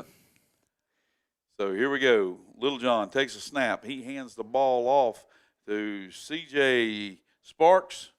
Yes. And Sparks rolls forward for about, 2-3 yards, would you say, Coach? At least, a yard and a half, 2. That's going to bring up a 2nd and 5 for the Hilltoppers. And the clock is running because the Warriors have no more timeouts. Yeah, they need to go ahead and let that clock down about 5 seconds before they snap it now. So here we go. Littlejohn back. He has Sparks off to his right. He went left. It's going to be right. Littlejohn sweep right. Wing to the right, split to the right and to the left. Snap, and Littlejohn keeps it up inside. Carries it to the 20. They're trying to grab the ball and take it out, but he hangs on to it. He doesn't keep fighting for yardage. No, when they try to grab it. He comes down. It was a smart play. That's going to be a David Norris for district attorney first down again. All the way down to the 20-yard line, and the clock is, as soon as they mark it, running again. Yeah, they really don't have to. They may have to run. I mean, they could take a knee, and they're okay. Now it's handing off to C.J. Sparks. and he carries it right to the 20-yard line. About a yard gain? I don't know if they're going to give that to him or not. This guy down here does. I think they're just going to mark it back on the 20-yard line. Well, the chains are on the 21. 21. The chains are actually on the 21, aren't they? Yes. So, yeah, I guess they are giving him a yard. So here we are. We're taking our time because they're letting the clock run. It's all the way down to 1:20 remaining in the fourth quarter. That's the Maple Bledo fourth quarter. Little John getting the signals from the side. And now we have Officials a timeout from the officials. There it is. Because Still they a have Raymond James financial timeout. Player down for West Caldwell. We'll be back in. Nope, we're not going to be back. No, because he got up and walked off as soon as they stopped the clock for him. That's well, yeah. I don't know if he is in high school now or not, but you know the college and pros, you got to go down before they mark it. 1:06 remaining in the Maple Bledo fourth quarter, with the Hilltoppers ahead on the Raymond James scoreboard, 36-22 over the West Caldwell Warriors. So the clock is running, and Little John's taking his time because there's 25 seconds remaining in the play clock, and he's going to let this one count down and count down and count down. He's going to probably in about 6 seconds. He's probably going to take a snap at about 6 seconds and just take a knee. No, he doesn't. He hands it off to CJ, and Sparks carries it for no gain. But that should be the last play of the game right there, folks. Yes, it is. The Hilltoppers hang on tonight to take the win from the West Caldwell Warriors here by a score of 36-22, and that's going to end the Maple Bledo fourth quarter. And we're going to take a break, and we'll be back in a few minutes, and we'll do the player of the game on the post-game show. What's behind the green door in Forest City? It's the most honest, reliable insurance company in town, Green Insurance. See Ryan Green, an independent broker whose first goal is to provide great customer service and save you money, and lots of it. Green Insurance offers Medicare Part C and D, plus supplemental policies from all the top insurance companies. Green Insurance can help with marketplace plans and calculate tax credits based on your income to save you money at the end of the year. See Ryan soon at Green Insurance, 179 West Main Street in Forest City. Look for the green door.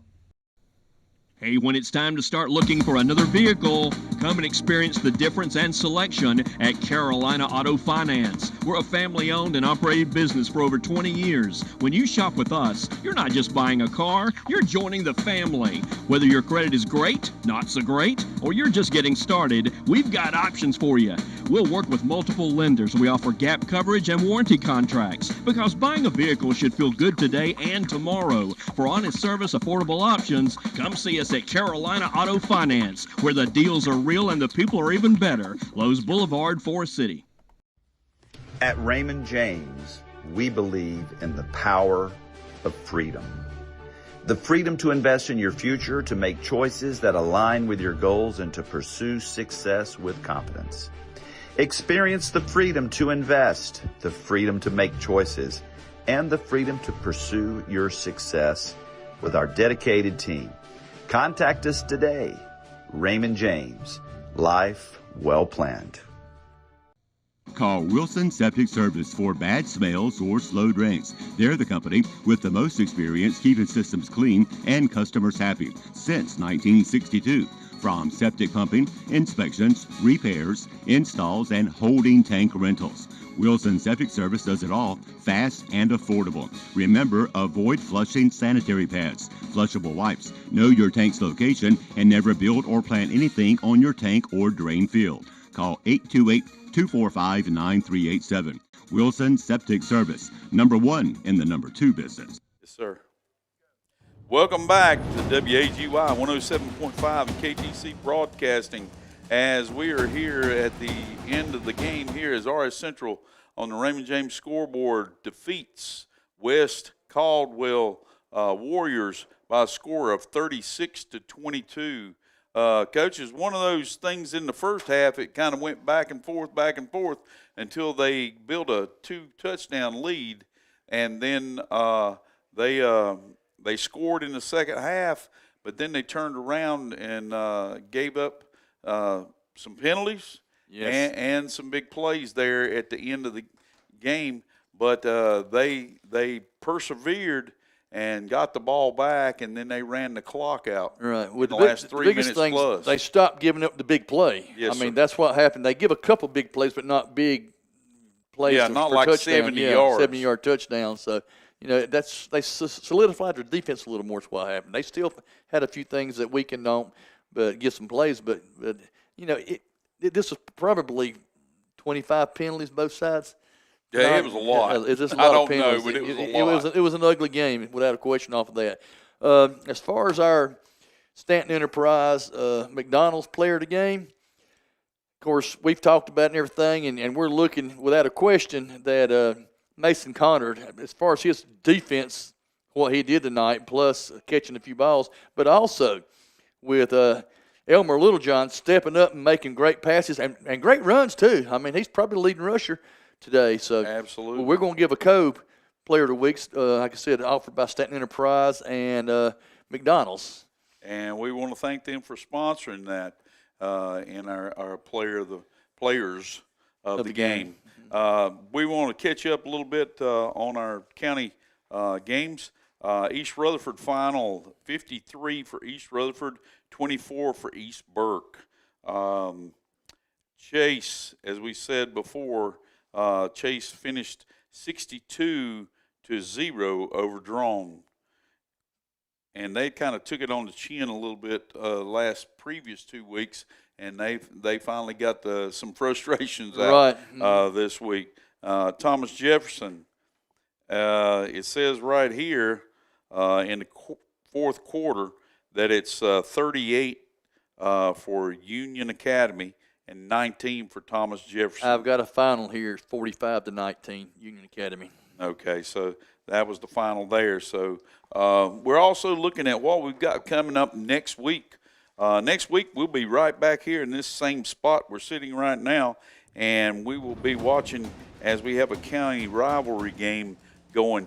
Big game for RS Central, because if they could pull off an upset of East Rutherford, then it would be a three-way tie. For the conference championship. And it would throw the playoff picture, possibly give them an opportunity for a playoff game. They still might not be out of it even if they didn't win, but it would more likelihood that they could have a home playoff game. But that's the big game of the week. Don't want to miss it. If you can't get up here and be here in person, that's always the best, because you can get the feel of the game. Right. And I encourage you all to come and support each team that you pull for. It's always a good competition, and it's pretty interesting that it's such a big game coming up, because it's been a long time since we've had that between East Rutherford and RS Central. But we also have Chase next week. They're going to have Patton at home. They're going to host Patton. And that could finish them 5-5 if they win it, and with a good shot of getting to the playoffs with the new development we got. And absolutely. So, and they're young. They're young. So that's gonna go a long way if they can win that game. But also, like I said, RS Central's hosting East Rutherford here at the Palace, and Thomas Jefferson is going to host Bonnie Cone Leadership Academy. And Coach, last year they beat Bonnie Cone, but this year Bonnie Cone, I think, has a pretty good record. They've been doing pretty good this year. Yeah. I can't remember how many wins they have. You can look that one up on Max Preps. Max Preps, right. And they'll tell you. But I can't remember exactly what it was. Kenny, if you can't get to the game next week, we will be covering the RS East Rutherford game, and it's also going to be on YouTube again at WAGY Radio Forest City or KTCBroadcasting.com. If you go on YouTube and look that up, the game will come on. Will come on at 7 o'clock. The game will start at 7:30. I misspoke, Coach. I misspoke. It wasn't Bonnie Cone that having a good year, because they're actually 0-8 overall and 0-5 in their conference. And so that's a good side for Thomas Jefferson to give them opportunity to end on a win. And that doesn't guarantee anything, but it gives you an opportunity. Plus, it gives them opportunity to possibly be in the playoffs too. That would make them 4-6. Yes, if they win it. So, and in the 1A division, now it's called 2A, but it's in that division they take most everyone. It's got over a couple wins. So. Yes, sir. So we want to thank you for joining us tonight, and for the as I speak for WAGY 107.5 FM and for KTC Broadcasting, please come back and join us next week as we are back here at the Hilltop and we see the East Rutherford and RS Central Hilltopper clash. So we'll sign off right now for Friday Night Football. I'm Ricky Millwood. And I'm Randy Page. Good night. All of us have those old VHS tapes that contains precious memories of our families. Why not let Chad Medford of Chad's Video Service preserve those memories by putting those old tapes on DVD or creating a digital file video? Call today at 828-429-5148.